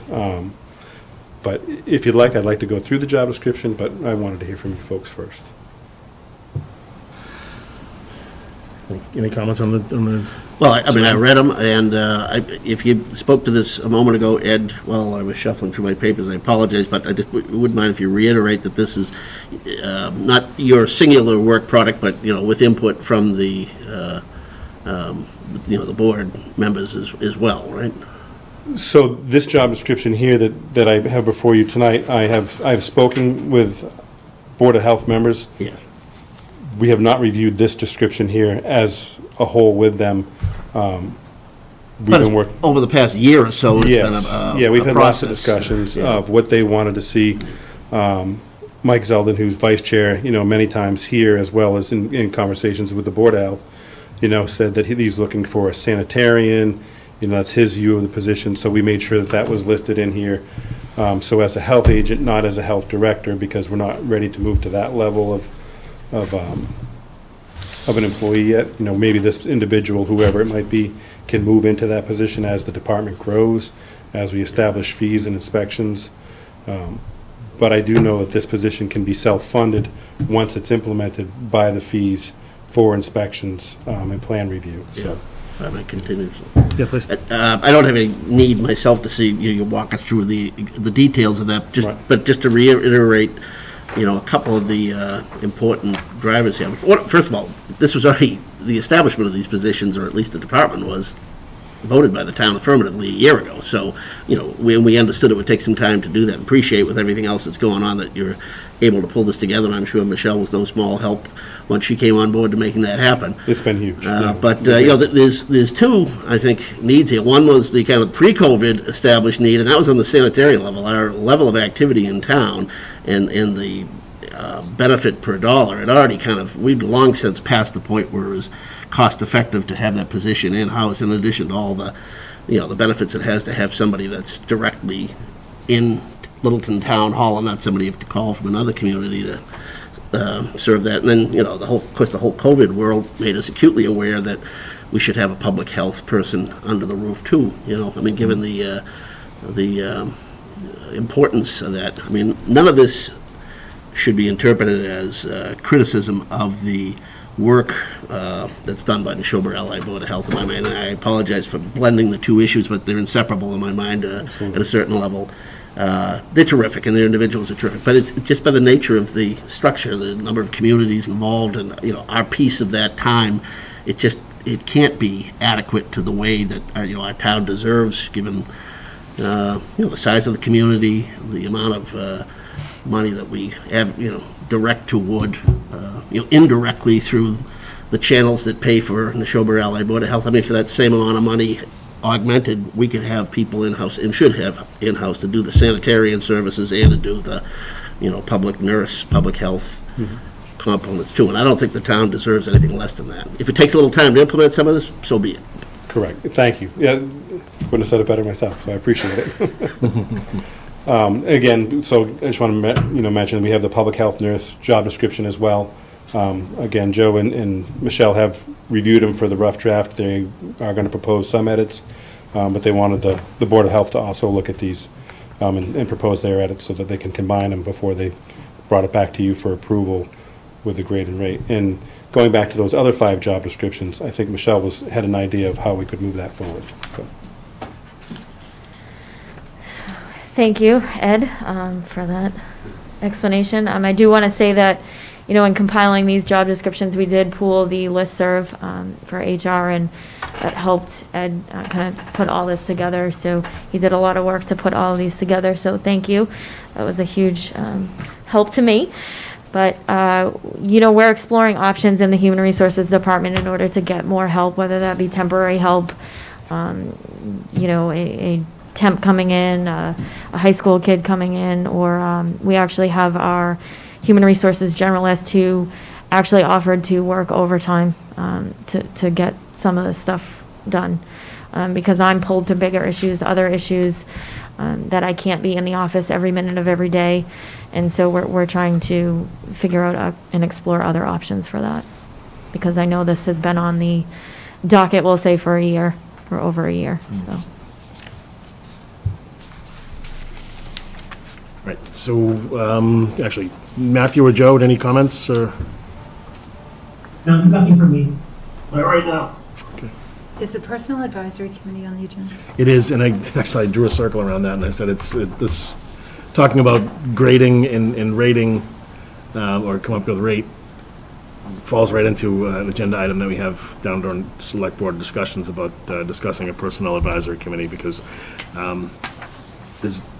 right now, I assume that falls in your lap. So yes and no. So right now, it does come to me, and then what happens is we take the job description, and we've actually pulled the rating system that the former personnel board did use. Kathy Miller was gracious enough to send that to me. Great. So we do have a couple of folks who usually rate it, and then spits out an average of where it should land, in looking at also where other jobs fall in that grade above and below as well.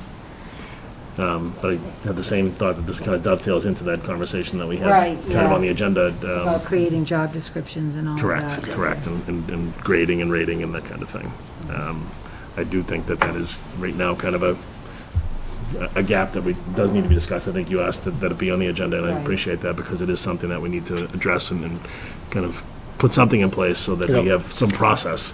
Yeah, there does need to be a process, because, as you know, there's an internal equity and an external equity. You want to make sure you're keeping up with the market, and you want to make sure you're also keeping in line with where other positions fall. Mm-hmm. Mr. Chairman, if Sure, you know, please. just to piggyback on your bringing this up, to that end, you know, since we will be discussing a little bit later, you know, finding folks to serve on that committee, it'd be helpful to me, and I'm sure the rest of the board members, if you could identify the sorts of skill sets that, you know, might be most helpful, because essentially that, you know, this committee would be working hand in hand with you on these projects, and makes sense to have folks that, you know, have professional backgrounds or whatever, talents that will do exactly those things that you just mentioned, help do those things. Right.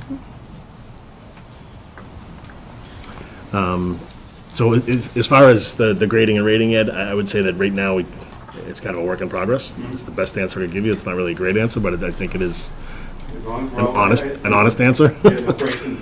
If I may, I want to say that I really believe sincerely that everybody in town hall is working in the same direction. We're all trying to drive that ball forward.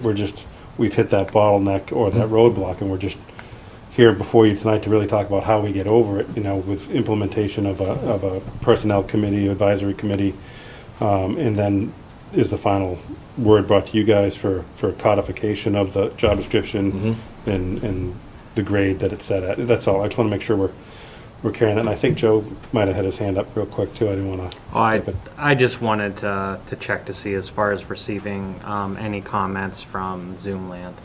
Yeah, so let me just make my comment, and then we'll definitely open up if there's anybody, especially potentially from the Board of Health, because that was my comment was going to be that I think the path that you're going down and offering this up to the Board of Health for their edits and remarks or suggestions is, I think it's a good one before it comes back to us for that codification and you know, creating helping to create those job descriptions and putting these in place. I do think we're going down the right path. Paul said it better than I certainly can.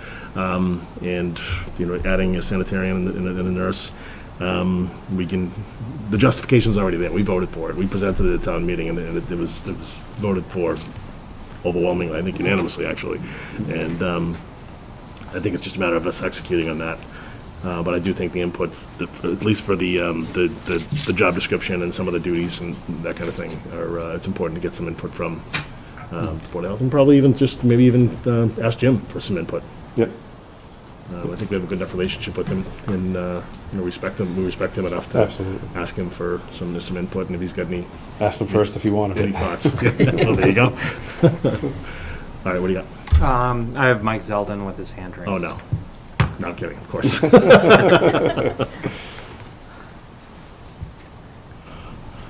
Mr. Zeldin. Can you hear us? I can hear you. Welcome, Mr. Zeldin. I just have, thank you very much, Mr. Chairman. And actually, I'd like to credit you in no small part because you and I, at least, maybe we reached it by different routes, but I think we've reached the same point. And that is that the path that we're on at the moment to have Littleton have its own, quote, health department, beginning with a sanitarium, appears at first glance to be a good start. And the job description here goes a long way to do that. You need, it's important for, I think, the group to understand that the Board of Health has been looking at the issue from a slightly different point of view, and that is trying to take into account the public health needs of the town. And for not convenience, but for thinking about this, especially, it's important to take the lessons seriously that we've learned from COVID, both as it started and as it proceeds. That is not necessarily that this is going to be duplicated each time and we're always going to come out quite the way we are at the moment. I think we're going to take the lessons learned. The first one is that there is covered in the description here, and I'm glad to hear that, what I would call local public health concerns. They have to do with septic, restaurants, inspections, and other related items that fall within our borders. However, public health today, in the real world that we live in, as opposed to the one that, shall we say, we would like to believe, the heavy lifting, the most expensive parts of public health are infectious diseases and those associated, for example, with mental health that cross borders. That is where the amount of resources required, both with respect to personnel and cold hard cash, are beyond the reach of individual towns. And therefore, Chuck and to some extent, Cindy, both of you have mentioned your concerns over the finance of having a, quote, real public health department with us that goes beyond sanitarian, because our needs are very obviously not only present, but they're going to continue in various forms, both expected and I can assure you unexpected, because this is a first in a series of respiratory viruses, and I'm sure climate change in the next 4 to 5 years will make the face look even different. It's the latter group of infectious diseases and other things that don't respect the borders between the towns that we have been blinded and impaired in no small part, because we do not have our own, shall we say, system. And that is, we relate to a system that, for all its virtues, did not work as well as we would like it to. So I'd like to use I would like to suggest to the select board that we take the time to really give some thought as to what we're trying to accomplish with basically a health department. If it's going to be merely inspection, not that that is considered by the Board of Health to be trivial, but what we'll call things within our border, we will end up more or less in the same fix that we're in now, and that is that we're going to be stressed because we either don't have the reach or the resources necessary to basically anticipate or nimbly respond to the unexpected.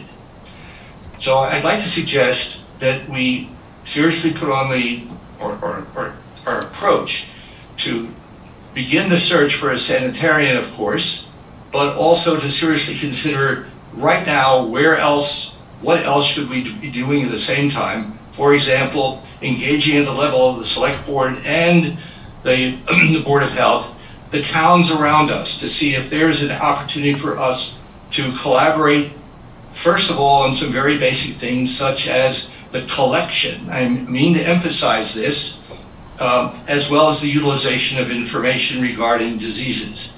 And this is because the state, because of the way it behaves and the way its resources are used, does things in an aggregate fashion. For example, striking one is at the moment, we have no real idea of whether or not Littleton is exceptional or basically falls in with a lot of other towns around us. And that is, right now, I cannot produce a piece of data that suggests that the Omicron virus basically has increased the hospitalization rate markedly in Littleton. However, all I have to do is move about 3 or 4 towns over, and the situation may look very different.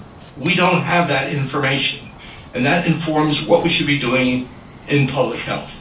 I'm just giving one small example. That information is not available. A public health officer in our town or in our town should be able to have that data captured easily. It's not happening because the state does not carry out that activity, and we've been dependent on them for that. In the new coming world, in the world we're going to be entering, that's not going to work much longer. We're going to have a repeat of what we saw at the beginning of the current pandemic. So I'd like to engage you in that, shall we say, thought, and then see whether or not you're interested in the very, very, very near future of taking on the task of how is it a wise thing to do to build a public health office that basically has the capability of what we'll say addressing issues within our border and addressing issues that stand without. Thank you for your time. Thank you, Mike. To briefly answer your question, I do think it is something that we could address within our borders, just like the fire department uses mutual aid. I think it's something that we can collaborate with other communities, and we can work with other communities, and there are associations and relationships that can be built, and I think that we can demonstrate our ability to do that and really be at the front of the pack as we face whatever tomorrow brings. But I do appreciate your input, Mr. Galevi. I was just going to say, another local comparable came to mind for me is the water department. We obviously, groundwater issues travel from town to town, but that doesn't prevent us from having our own groundwater engineer and our own water department. So I take to heart what you just, what Mike just said, and agree that this shouldn't be seen as a final word on the subject, but by all means, let's get started, and get some people in-house, and we'll be better able to take those bigger steps and do some of those regional things if we, have staffing here to support us in doing that. So, sure. Mr. Chairman, I'm sorry, I'd like to emphasize that associations such as you referred to are not going to, the area of public health basically has to respond much more rapidly and on a different scale than what some of the associations having to do with fire as well as police can do because of the incredible overlap. But in this particular case, I would say that the need for a senior experienced person may have to happen sooner rather than much later. That's why this is more urgent than I'm hearing from the board. Okay. Thank you. Thank you. Why does it seem like we're not being urgent? Matthew or Joe, do you have any comments? Not right now. Okay. I feel like this is more Board of Health than the Select Board, but no. Well, it's a department that falls under our purview, so. I understand. Yeah. Okay, well, and again, I think that it's a work in progress. Appreciate the update. I think that this is something that we absolutely need to get started. Get going on what we can get going on, and I wouldn't dismiss anything Mike said, but we need some troops to fight that war. Yep. Feet in the street. And I'm right in front of you for the next agenda item anyway. Okay, good. Let's go. So the next agenda item is the Thank the existing contract with the Neshoba Associate Boards of Health, and whether we want to continue in some shape, way, or form, or ask for an extension in the contract. My hope and my belief is that, with HR and with the organization of the Personnel Advisory Committee, that we can possibly advertise and post the position for the health agent and the public health nurse and get them hired and on board before June 1, or July 1, I'm sorry. Which is when the contract ends with That's when everything ends with Neshoba. Funding that way, I'm not sure how we do it because we're moving into a new budget cycle. We know we'd have to fund it within the budget cycle we're in now. So I'd have to talk to the finance department, the TA's office, and you guys about bringing somebody on a few months early just so they can train with the professionals that are in our services now, i.e. Jim Gareffi and his staff, to bring them up to speed on what is done currently, and then hopefully, set them off on their own running. But we wanted to make sure that, if you guys had any reservations or any thoughts about continuing with the Neshoba, it's been discussed at the Board of Health meeting, so I wanted to make sure you guys were aware of it. I'm hopeful that we can get it off the ground beforehand. I believe that we can. I don't want to set expectations that we can't do something when we've been saying all along we can. I want to keep moving in that direction. Yeah, I agree with you. So, I do think that that should be our goal, to get things in place before the next fiscal year starts, and to get these job postings posted and start advertising for these folks and get them on board and bring them up to speed. And I think that there's some benefit to getting them on board while Jim is still or Neshoba Associated Boards of Health is still under contract with us, and there's like any other individual that starts in a new position in a municipality or in any job. It's always easier to kind of ramp up when you know you can transition with the outgoing individual. I would hope that based upon the relationship that we've had with Neshoba over the past several years, that Jim and his folks would be willing to work with us and help us and help to create a successful transition for us. As far as the contract is concerned, I would think that I know anecdotally I've heard that they said it's either a year or nothing. I would hate to think that is the case, but I know that if Neshoba is not willing to extend on a as-needed basis type of thing, then I'm sure there are other services that we could engage with and try to help us transition and make the best. If I may, there is a retired health agent here in town that's offered his services as well for advisory position or just assistance. So on the sanitarian aspect, yes. Correct. And I think some of the other services offered by Neshoba that we may want to continue, I believe they're offered a la carte as well, right? Some of the The other, beyond the sanitarian services, well, you wouldn't necessarily know that offhand. Yeah, I don't know that offhand, but I mean, when I had my discussion with Jim, it was kind of a, really like working for the town, but, if you guys withdraw, that is it, so. It's all or nothing. Yeah, it's all or nothing. I was at that Board of Health meeting, it's all or nothing, yeah. So. Okay, so that's it. Appreciate your time. Yeah, likewise. Thank you, Ed. Hold on a second to see if our colleagues have anything to say. Did Matthew or Joe? Matthew's good. Joe? Good? Thank you. Ed, thank you very much for bringing this forward. Appreciate it. And, yeah, we just need to keep like you said, keep the ball moving. I appreciate you. Keep us updated, obviously, if we need to react to something sooner rather than later. Absolutely. And I appreciate you giving a shout out to all the folks that have helped you along the way as well. It's always good to know that we have a good team in place, and it's nice when we recognize each other and collaborate. Thank you, Ed. Michelle. All right. We have a joint meeting with the, what do you guys call it? Nagog Hill Orchard Ad hoc working group. Do we have a quorum? I know I see. Will Pickard's here, Amy. Might have some out in cyberspace, too. Is here. I think Jen Clancy was going to be on. Will's up way past his bedtime, right? And I don't know if Sarah's on. Sarah's on, as well as Jen Clancy. Great. You want to take the lead on it, Cindy? She's our leader. Sure, thank you. So I did put together just a PowerPoint presentation to share with everybody. I just want to introduce myself, Cindy Napoli. I'm chair of the Nagog Hill Orchard Ad Hoc Committee. Other members include Jennifer Clancy, Amy Tarlow-Lewis, who is here with us tonight, Paul Glavey, Will Pickard is also here in the room with us tonight, as well as Sarah Seward, as well as Joe Layden, our assistant town administrator, has been very, very helpful working with the group on this endeavor. So if you could go to the next slide, I just wanted to share some background about how we acquired the orchard. Back in 1999, special town meeting voted to acquire the 120-acre Morrison Nagog Hill Orchard property.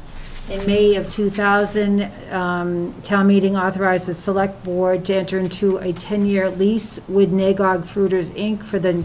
for the orchard for the property, which is strictly for agricultural purposes.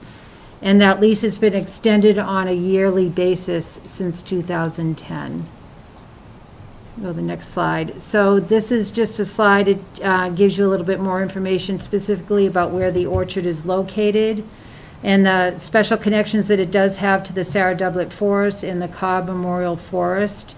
Its 83 acres fall under agricultural preservation restriction. There's 24 acres that are in a conservation restriction, and the land is permanently protected through conservation, APR, and self-help parcel restrictions. The next slide, please, just shows you a variety of the fruits that have been grown and sold at the orchard in the past. And the next map, this is from a 2015 town meeting report. This just gives you a better view of exactly the type of property we're talking about when we talk about the orchard and the land that has been acquired by the town and preserved for agricultural purposes and conservation, as previously discussed. And then the next slide gives you a different view of that property. This is something that Joe Layden had pulled together using Google Maps, and it breaks down the property by fields. And you can see we identified certain fields that were no longer being used for growing trees, and just the condition of other fields, like Field 2 appears to have last been maintained as an orchard in 2001. Fields 4 and 5 are what the group, the working group is really focusing on. We've had many people come in to meet with and tour the orchard with Mr. Layden, and they basically gave the same assessment that those two areas, Fields 4 and 5, seem to be in the best condition, and they recommend that that's what we focus on right now. But this is just a slide that gives you just a more detailed overview of the property itself and just a little summary about each one of the fields. And then the next slide is the contacts that the group has had to date. These are all people that we either reached out to or they reached out to us that were very helpful in providing just their thoughts and their input about the orchard condition. And the one thing that we found that was kind of interesting, that a lot of them provided us with the same feedback, which was really, they had the same observations. There was a common denominator there, just as far as, you know, the condition of the orchard and the needs of the orchard. So that was really helpful. And then Shannon Egger is someone that had come along as well and toward the orchard. He seemed more seriously interested in it and possibly interested in submitting an RFP at a future date. So we've broken down work to date into different phases. Oh, Joe, if you can switch. Oh, you got it, thanks. So right now we're at phase 1. We're concentrating on an area that would be most accessible to the public.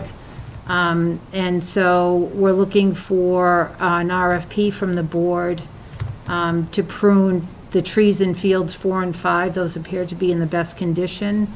We'd like to get that RFP issued soon because the pruning needs to take place by the end of February.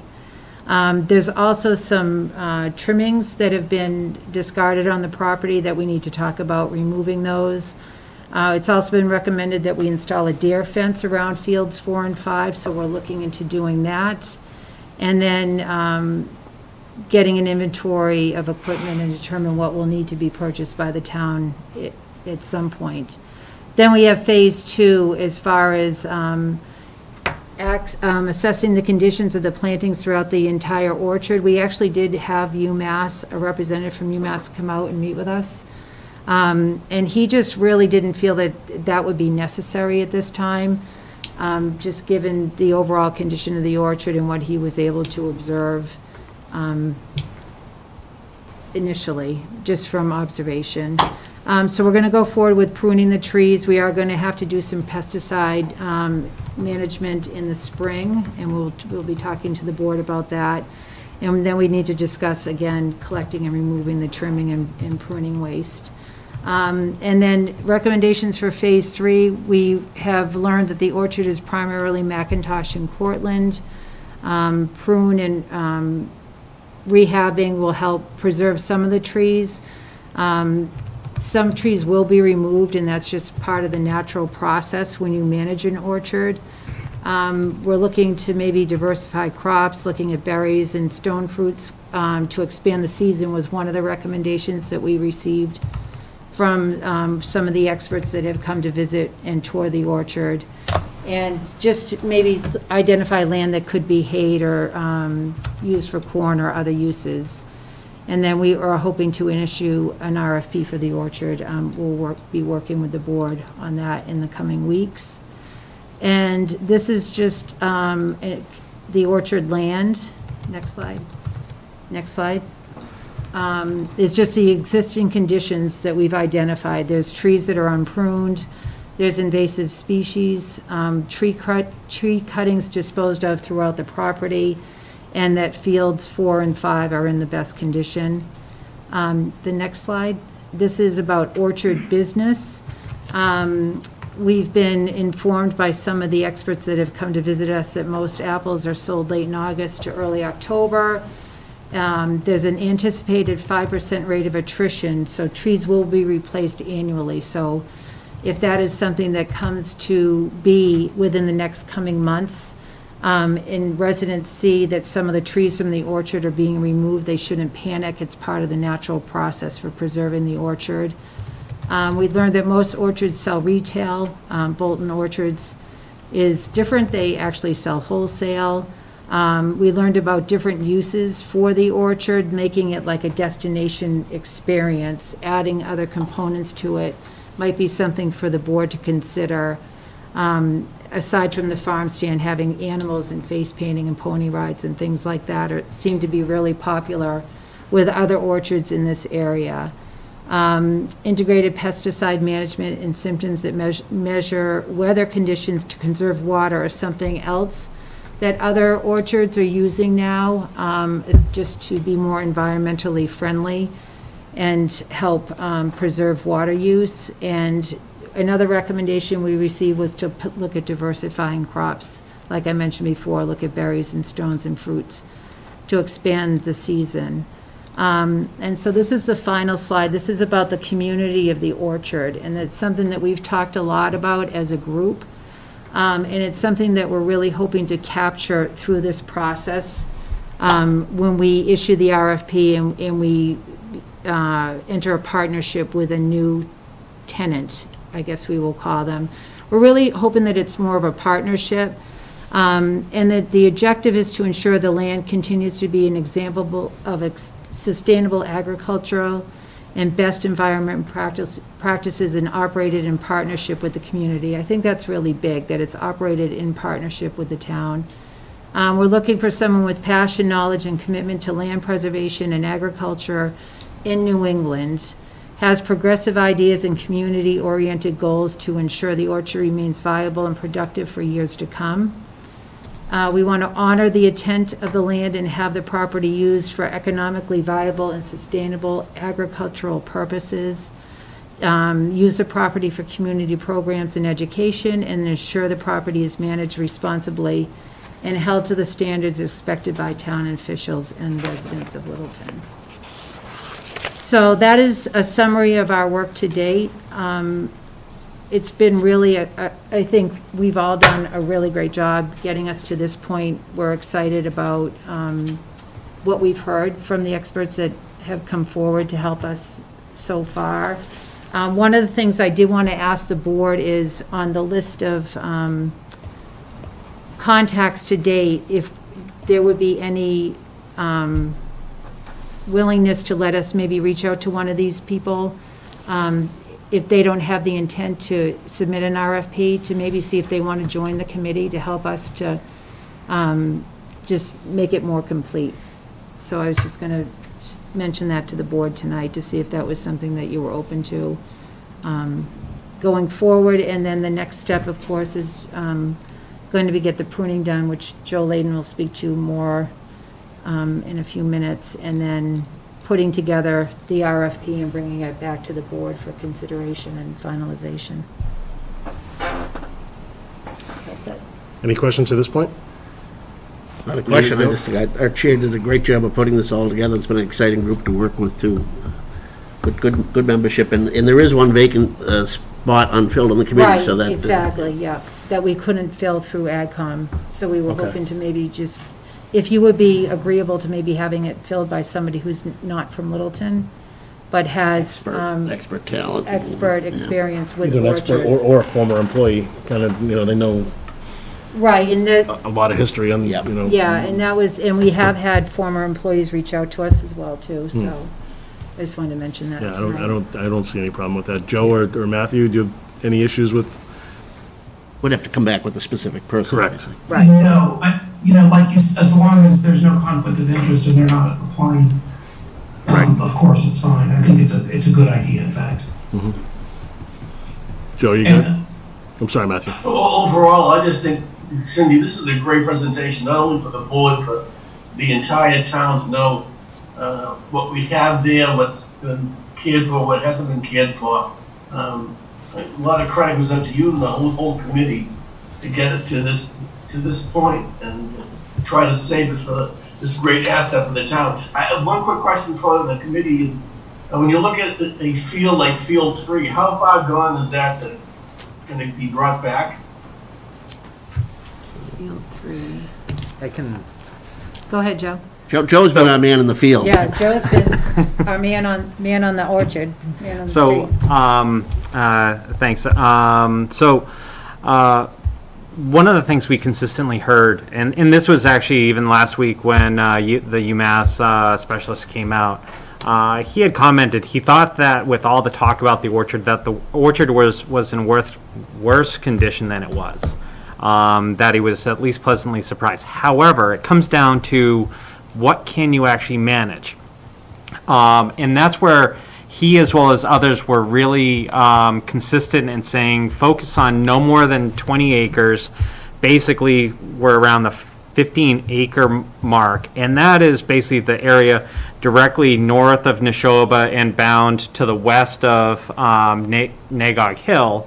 5 and then a portion of 4. 3 ends up being further up at the peak and start going down the hill.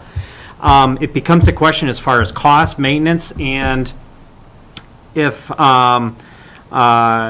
you couldn't get to pruning in 1 year, but maybe you want to try it for the next, the UMass person said, you don't have to rip out the trees immediately, which was one of those things we were getting mixed messages. If you're not going to use it, just get rid of it. He said, you're not in that dire straits that you need to do that. You can take the time. So I think the question ends up being really when we go to do the RFP to find someone, making decisions based on what we do with some of those fields, based on what the level of interest is. If all of a sudden the level of interest is not there and we find we need to manage, then maybe we think about things a little differently. And I think through this process, we've started to realize, as we've started to understand more what we're faced with the orchard, just to take things into incremental steps, and then depending on where you are, then to maybe make a pivot. If we get a larger entity that is responding to the RFP that has the resources, we may go in one direction. If then we get just a couple, then maybe we need to think about other things. So time is sort of on our side, even though we feel like we're presented with this orchard that we have to get going right now. We don't need to do everything. Literally, I'm very sorry for the pun, but it just came to my head. We have many bites at this apple. We don't need to. So sorry, I know it's terrible. But we can make some of these decisions as we go forward, and the working group has been great to sort of bounce ideas and to start to get our heads around this. I'd like to make a couple comments, but I also wanted to find out if any of the other members of this working group had any comments. Yeah, I mean, I think it'd be really valuable to have an expert on the team, because I think we find ourselves having a lot of moments like trying to make farming decisions or agriculture decisions, and none of us, I mean, with the exception for Will, who's a dairy farmer, we're not really the experts, and so I think that will cut down a lot of conversation time and keep us really focused. And again, I think leaving things and sort of taking them as they come is important, because one of the things that Will had mentioned, we talked about taking out the trees and being able to sell the hardwood, and then Will mentioned, well, the orchardist might want to take down the trees and sell the wood himself as a profit. So, I think there's all these things that you need to weigh. So taking it slow, I think, is important for the community to do. And your name, please. I'm sorry. I'm sorry. It's Amy Tarla Lewis at 3 Omega Way. Thanks, Amy. Will, do you have any comments or anything to add?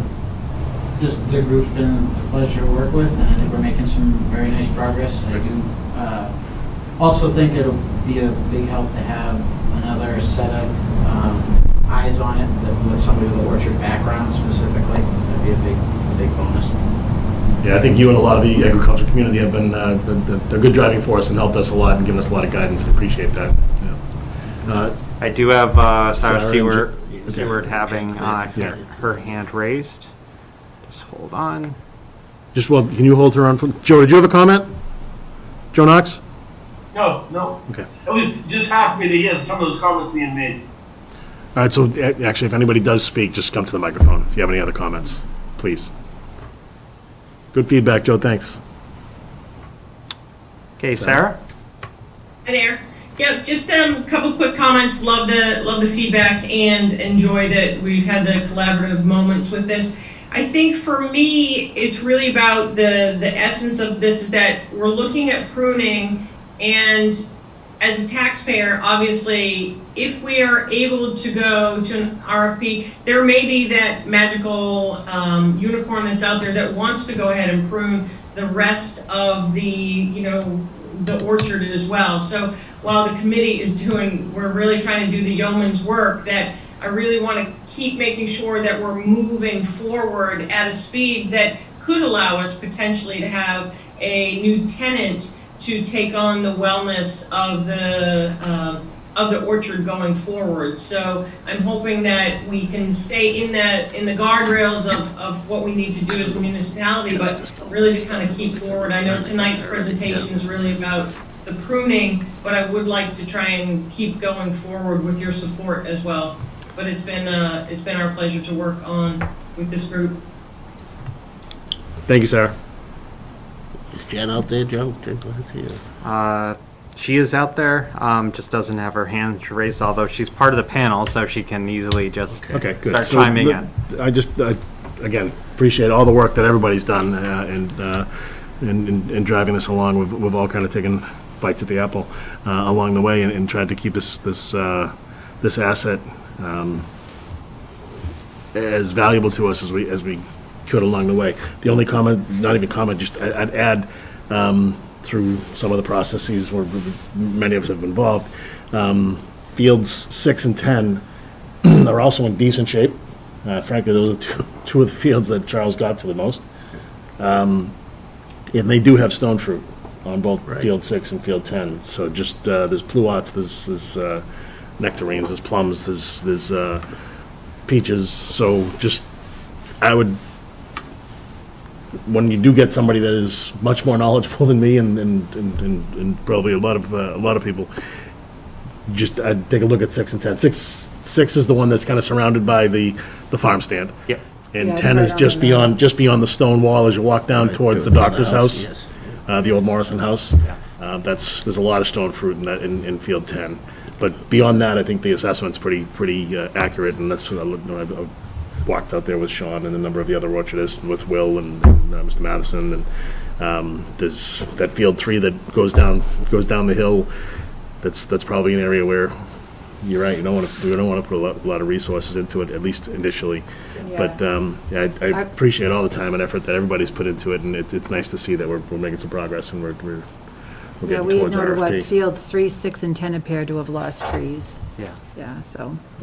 And that's where, like, people have definitely, like, commented on, like, the stone fruit. But one of the things is that, and I've heard consistently from people that have been out there, that because they're also intermingled with some apple trees, you can't, when you're spraying, you basically just want to go and just spray as you're going down the aisle. It requires a lot more finessing, and also the stone fruit require irrigation. It becomes a question as far as that will have to be something, like if we put out an RFP over the next, let's say, month for looking at the others, and we don't get a response, then we're going to be in that position of, okay, we may need to have a more active role as we go forward into spring and summer. That's, I think, when some of those decisions start popping up, because then we go, well, do we even have an irrigation system? Really, I mean, So that's some of the point about 6 and 10 having had stone fruit in the past. Yeah. They are definitely intermingled, and as some apple trees were removed, certain stone fruit trees were put in, but there was irrigation to those two fields for that reason. Yeah. And certainly the point about the spraying is a good one as well. And if you're going to be, if those two fields are in decent shape and there are stone fruit there, maybe you take out some of the apple trees. Sure. And double down on what stone fruit is there, or those grounds have been able to produce some decent stone fruit in the past. So, maybe just as an awareness thing. It doesn't sound like that. Right, and that essentially gets to the request that we've, as the working group, have been discussing, as far as we don't have a budget for the working group or for management of the orchard. In working with some of these specialists and reviewing sort of costs and inspecting the orchard, we were basically told anywhere from $7 to $12 a tree for pruning is reasonable. That, as someone said, quote, that's a fair price. And it all depends on the amount of work and when it was last pruned. From a budgetary standpoint, or let me back up, looking at 4 and 5, that's about 16.5 acres. I estimated, basically by just counting from aerial photos, about 2,000 trees. So from a estimating standpoint, I took a higher end of $15 per tree, multiplied by the 2,000, came up to 30. Everyone that I've talked to said should be less, but that at least gives us something to work with. Buffer. In case we have some other specialist needs. Correct. We can't If we proceed. needed to have someone come in to provide a little bit more guidance. That's sort of led to how that motion before the board for consideration was drafted, to allow us, if we did need to have some expert consultant come in, just to say, here's where you need to focus on. It would cover that as well as the pruning. The committee, the working group and I, we've gone through like 4 edits of the request for quotes for pruning. Basically, we just need to have money in place to then allow for us to go and start soliciting quotes. That's great. I love where we're at. I think if we can get to the RFP process and start getting some interested parties, it'd be fantastic. So that was a reserve fund transfer question, right? Yeah, that's... Yeah. We're on that motion. Except they're small. Oh, are. Is there a way of getting it big? Are we ready for a motion? Yeah, I think we are, unless there's any further trying to get it discussion. up on the full screen. Well, actually, looking at you is probably better than looking at the motion. Ready when you are, Matthew. Okay. I move that the select board support the reserve fund transfer in the amount of $35,000 to the fiscal year 22 select board professional services budget. Second. Motion made, second by Ms. Napoli. It's a roll call vote. Mr. Nordhaus? Yes. Mr. Knox? Aye. Ms. Napoli? Aye. Mr. Galevy? Aye. And I'm in favor as well. Great. Excellent. I should get the ball rolling at least. And we'll be back with another update closer to the, I mean, That's awesome. Yeah, Jen We're and I literally meeting weekly. Right, yeah, yeah, yeah, that's right. I mean, right through the holidays, we pretty much been meeting every week. right. Jenna, you want? Oh, we've been working on the RFP, so we're gonna have something for the committee, and Amy's helped out with that too, so for the committee to look at in the upcoming meetings. Good deal. Yes, Amy? Follow the rules this time. Amy Tarla Lewis at 3 Omega Way. I didn't know if there was any progress on creating a little spot in the town website to update people on the progress of the orchard. I know you're a full-time administrator and part-time farmer at night, because I've been working with IT to try to get more of the information up, so it's just need to finalize it now. This presentation covers, This presentation is gonna go on. Yeah. there, too. Yeah. Yeah. Great, thank you. Yeah. Thanks, Amy. Awesome. All right, so we are through item 6. Is there anything else at the working group as far as the joint meeting? No? Okay. Can I suggest something, just given the hour? We're on 7A, and that's fine, I don't mind. I mean, we spoke to that a little bit earlier, but some of these topics ahead of us, the stuff under the administrator's office, the minutes, obviously, they look like things we can handle without a lot of discussion, but those topics like B, C, and D under 7, I mean, they're all important, and I think they deserve a longer discussion. I wonder whether we'd be better served to have them at our next meeting earlier on the agenda. I mean, it's already, we're an hour late on our agenda. Suggestion. I don't know what we're hoping to achieve on those topics. They're all important, but if we're going to be just touching on them briefly, then is it a quick update, or are we looking for an extended discussion on those? If we are, then I would just suggest we schedule them when we have more time to discuss I definitely them. echo your thoughts about A, the Personnel Advisory Committee, because we didn't talk about that, and it would be something, try to get that ball moving sooner than later. Right. But I do understand that the other items could potentially be tabled until next meeting, which is, what's the date of it? 24th. 24th? But I'd like, just to hear other members' thoughts. Yeah, absolutely. It's the pleasure of the Yeah, I board. agree with you, it's getting late. I also agree, Mr. Gladen. Okay, so for B, since we So have... Joe, you got nothing, you don't get a vote, jokes. You're overruled. Let's put Joe to bed. So just for confirmation, just because town council is on for 7B through Zoom, postpone that to the 24th. Just if we're gonna do that, then at least. Is there something, I mean, are we at a point where that's ready to go to RFP? Or do we haven't discussed like what the?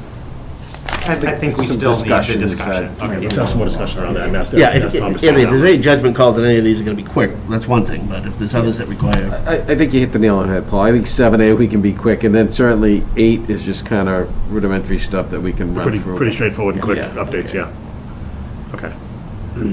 The pleasure of the board is to do just that, address 7A, and then get through agenda item 8, town administrator, assistant town administrator? Yeah. Okay. In minutes? Yes. Okay. All right, good. All right. Personnel Advisory Committee, which one of you take the lead? So we're ready with this. I think we got the direction already of the board, so we could start the advertising process and. Yeah, I think Paul's point earlier to include Michelle in it, because it is going to be directly, in conjunction with and assisting her. So to find out what the skills and what kind of. And maybe share that with board members, because if we're going to be out, talking to citizens, see if we, I don't have anybody in mind offhand, but if you give me a few, clues as to what you're looking for, we can start asking around. So I'll work with Michelle to come up with a few bulleted, which she thinks good experience might be, and then I'll share it with the board, and then by the end of the week, we can have the advertisement placed and go through our normal process of doing that. And I think the Personnel Board had some conversations around it being just a couple of, it's not a big advisory board, it's going to be just. Right, well, the bylaw speaks to what the functions are there, and it's much more limited in scope than what the previous one. It's mostly to work with the HR director and the HR department. Yeah. Cindy, you would ask to put this topic on. Yeah, no, it says right there, it's someone with personnel, HR experience, municipal experience, and it's pretty much just spelled out. Yeah. In the bylaw, what we're looking for. We as a board had talked about that too when we were creating the bylaws, so. Cindy, does it say 3 members? Yes. Yes, right, okay, that was my recollection. So, yeah. So if you're okay with that, then we can start that process right away, if that covers it. Right. Yeah, I think just trying to nail down that composition and Yeah. what types of skills Michelle would be looking to. Yeah, I mean, I know a dozen people in town that have HR experience, not municipal experience, but they have HR experience. That maybe that's not what you're looking for, I don't know. Human resource or municipal experience. Yeah, if you want to just elaborate certainly on that, Michelle, and kind of firm that up, what exactly that would look like. I think that would be good. As far as skill sets go, I think that would be helpful, sure. Yeah, I think if the two of you could, sorry, Joe? No, that was me. I was just wondering if we're ready for. Matthew's ready to pull the trigger. An emotion. Yeah, let's do it. Okay. Move that the select board vote to authorize the town administrator to advertise vacancies on the Personnel Advisory Committee and to conduct interviews for appointments to the committee at a future meeting. Second. Moved by Mr. Nordhaus, seconded by Mr. Glavy. It's a roll call vote. Mr. Nordhaus? Aye. Mr. Knox? Aye. Ms. Napoli? Aye. Mr. Glavy? Aye. I'm in favor as well. Great. Let's get this ball rolling. I love it. Okay. All right, can we move down to 8A? Yes, so 8A. If anyone tuning in, what we decided on was that if you're waiting for topics 7B, C, or D, the 12 Robinson Road, the Select Board Goals Update, and the Select Board Retreat Discussion, we're going to be doing that on the meeting of the 24th. Correct. Thank you. So 8A, Mr. Chair, is just the annual renewal certification for the ABCC. And what that is basically the ABCC wants to know what entities didn't renew. What changes have been made? Right, and there was just 2 that didn't renew their liquor license. One being the former Yangtze, and the second one being Salute surrendered their retail license. Off-premise. Oh, okay. I was wondering, they're not out of business. No. They're just not doing that retail component. Gotcha. Yep. So Yep. she surrendered that at this point in time. So we're just letting the ABCC know that, and basically you just vote to sign that certification. So we need we need a motion. Ready for motion? Yes. Move that the select board vote to sign the renewal certificate 2022 form indicating that 2 license holders failed to renew for 2022. Moved, second by Ms. Napoli. All those in favor signify by saying aye. Mr. Nordhaus? Aye. Knox? Ms. Napoli? Aye. I'm a little fast. Mr. Glavy? Aye. And I'm in favor. Okay, thank you. Next up, lease agreement with Next the item VFW. is the lease agreement with the Veterans of Foreign War. Or VHF, as it says on here. I always go back to 1970s television here. VHF, that's right, there you go, it's an old one. So what this is, it was funny, in researching this item, actually, when we did this back in 2017, we actually, the intent was to do a five-year lease. Right. But something happened along the way that the terms in the lease agreement said it expires 1 year from the start of the lease. So every year, the board's been continue just renewing that lease. For the sake of time, because this is supposed to be done in November, I would recommend that the board just do that, but I'd like the next time present a 5-year lease, so we don't have to go through this. Is that something to present on the 24th? I'm sorry. Is that something you can have prepared for the 24th? We can do this now, and we can just amend it to My only do the concern 5-year, is right? if right now, we make quarterly lease payments, so we're behind because finance has nothing binding to do that, so Just if put it on they our can radar. wait. Let's just put it on our radar then.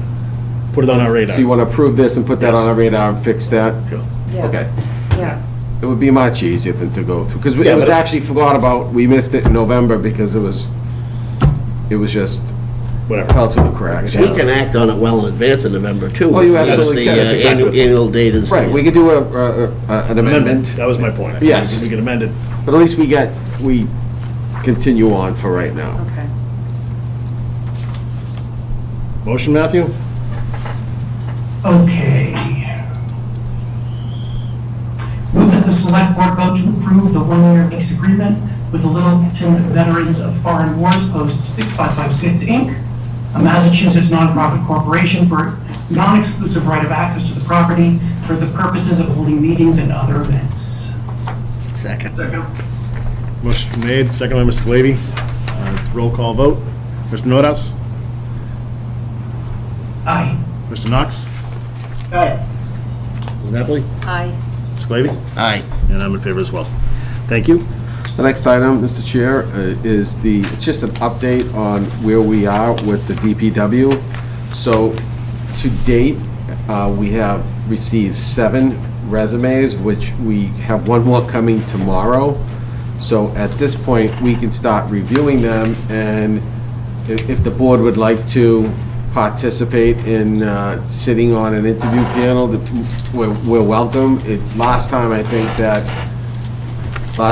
it was done, I think they just did the police chief and the fire chief and so forth, sat in on it, but certainly board members welcome to participate if you can do it, usually they're during the day, but we can always adjust to the best possible, best of our abilities, but I think there's value in it, and, I'm interested if no one else is, and can make myself available during the day, but if someone else is interested too.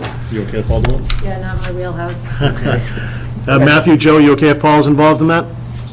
Sure. Yep. Okay. all right, so we'll put everything together, Anointed. Paul, and then we'll set it up with Michelle, and we'll form a little group and go through the process. Great, Paul. If you could just, I'd be curious to see what the actual advertisement was, so I know what was that we were asking people to respond to. You may have already sent it, but if it has, I've lost it. So. We'll put a whole package together, yes. Annual town meeting update? Annual Schedule? town meeting update schedule. So, I just want to pull this up. So, when we were looking at the town meeting, there was, it actually, the select board schedule for February, Joe, if you could pull it up, because I can't find it right now. 90th day is, Yeah, it actually February conflicted 1st. with the February schedule. So what we would like to recommend, and we can go through the whole town meeting schedule in detail next week, but to change your February meetings from, I believe that we had one, schedule 1 was on Valentine's Day. Right. did have it on Valentine's Day. So we're looking to recommend that the meeting schedule be amended to include February 7th, February 22nd, March 14th, March 28th, April 11th, and April 25th. Now, was one of those, were you looking to change one from a Monday to a Tuesday, or am I thinking of something That was else? because of the holiday. Right. But is that one of these dates That's listed the here? 22nd, right? 22nd of Yeah, I think that's a February, right? Tuesday, right. Right, President's Day. Right. Right, so that falls in line with the printer and when we have to get things Okay. out. Anybody have a problem with that? It's as good as anything, doesn't interfere with anything. Yeah. The timeline's up there, I'm sure if we could go through that another time, or if you want to go through it now, we could. No, I mean, it's, the clock starts backwards for each one of these kickers, right? Right. So, yeah. it's- Right. No? Yeah, we got it all right in here, that's fine. Tomorrow night's meeting, finance team's making a presentation, but they're not expecting the board, is that correct? But the 18th, we will be? tomorrow night? Correct, yeah. It might be, you know, if the board has some opportunity to tune in, or certainly we can. But the 18th, the departments will be presented. The 18th, the departments will be presented. This is just the Probably the top line stuff, is that what they're gonna go the over tomorrow? overview, yeah. And actually, you know, Sean actually sent some notes, and I'll pass that email on to the board, which kind of summarize some of the highlights with the budget, where we stand, so. Yep. I don't know if you guys were on. Matthew, you ready? If not, we'll do I that, am. sorry. Okay. Go ahead. The board vote to schedule regular meetings on January 10th and 24th, February 7th and 22nd, March 14th and 28th, and April 11th and 25th, 2022. Second. Motion been made and seconded by Mr. Glavy. Roll call vote, Mr. Nordhaus? Yeah. Mr. Knox? Yeah. Aye. Ms. Napoli? Aye. Mr. Glavy? Aye. And I'm in favor as well. Okay, great. And we have an update for the working group? Sure, the working group continues to meet. The numbers are obviously in an uptick. You know, we were looking, that was recommended that we buy some K95 masks to have on hand. I for see you're staff. sporting one tonight. Well, yeah, and one of the things, just getting off of COVID myself, I'm supposed to be able to wear this is the preferred mask, not to follow the Not to spread it, CDC, right? not Yeah. to spread After it. the Not 10 that I am days, yeah. contagious, but, so, we've been starting to use them in town hall just to stop the spread, because not only are we having, you know, staffing issues, which you're aware of, other departments are starting to feel the same pressure, so, staff is obviously something that we're concerned about to make sure that we can continue with the town, so that's really quick overview there. Okay. Anthony, has there been any talk about maybe bombing the building with that? They did it before, and I know Park and Rec has some Vaporized, ability to like vaporized. vaporize, or what if that? Yeah, so we have what's called an electrostatic sanitizer. Yeah. And we're going through the building much more frequently. I think that we talked about, in the past, they had Lucy come in and do some extra deep cleaning with surfaces, but you really don't hear too much about the transmission through surface. So we certainly can still do and utilize the tools that we have, which is the electrostatic sanitizer, and we can go through all of our buildings and do that.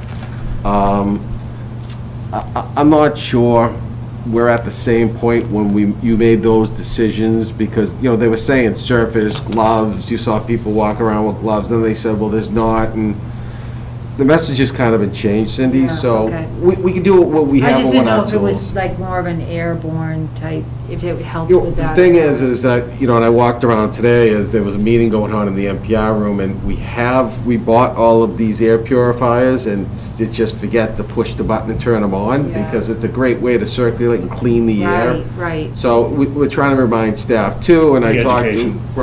to Alicia Day and Liz, as far as if a class is going on, especially one that involves seniors, hit that button and put it on high, and it's not, that's on right now, and we really don't know. Right.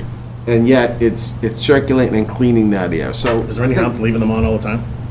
I mean, You just I have go them in through my more house. filters, Chuck. I have them in and- my house, I just have them running 24/7. Yeah, normally what happens is George gets in at 7:30 in the morning, and he'll run around to the common areas and hit the buttons, but he's out right now, so somebody's gotta remember to We do need that. another button hitter. And Ed always hits his in the hallway right near his office, so we're good, but we laxed when everybody else did, right? When the numbers were going down, and now we just have to pick up what we should be doing.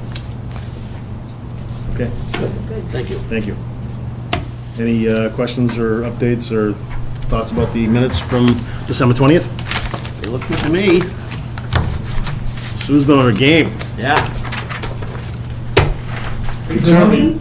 certainly Dawn's been putting those together. Yes. She's really adjusting, Yes. so. Oh, seamless, the transition. I mean, Dawn's taken over the packet. That's been, thank you, Dawn, and obviously, thank you, Sue.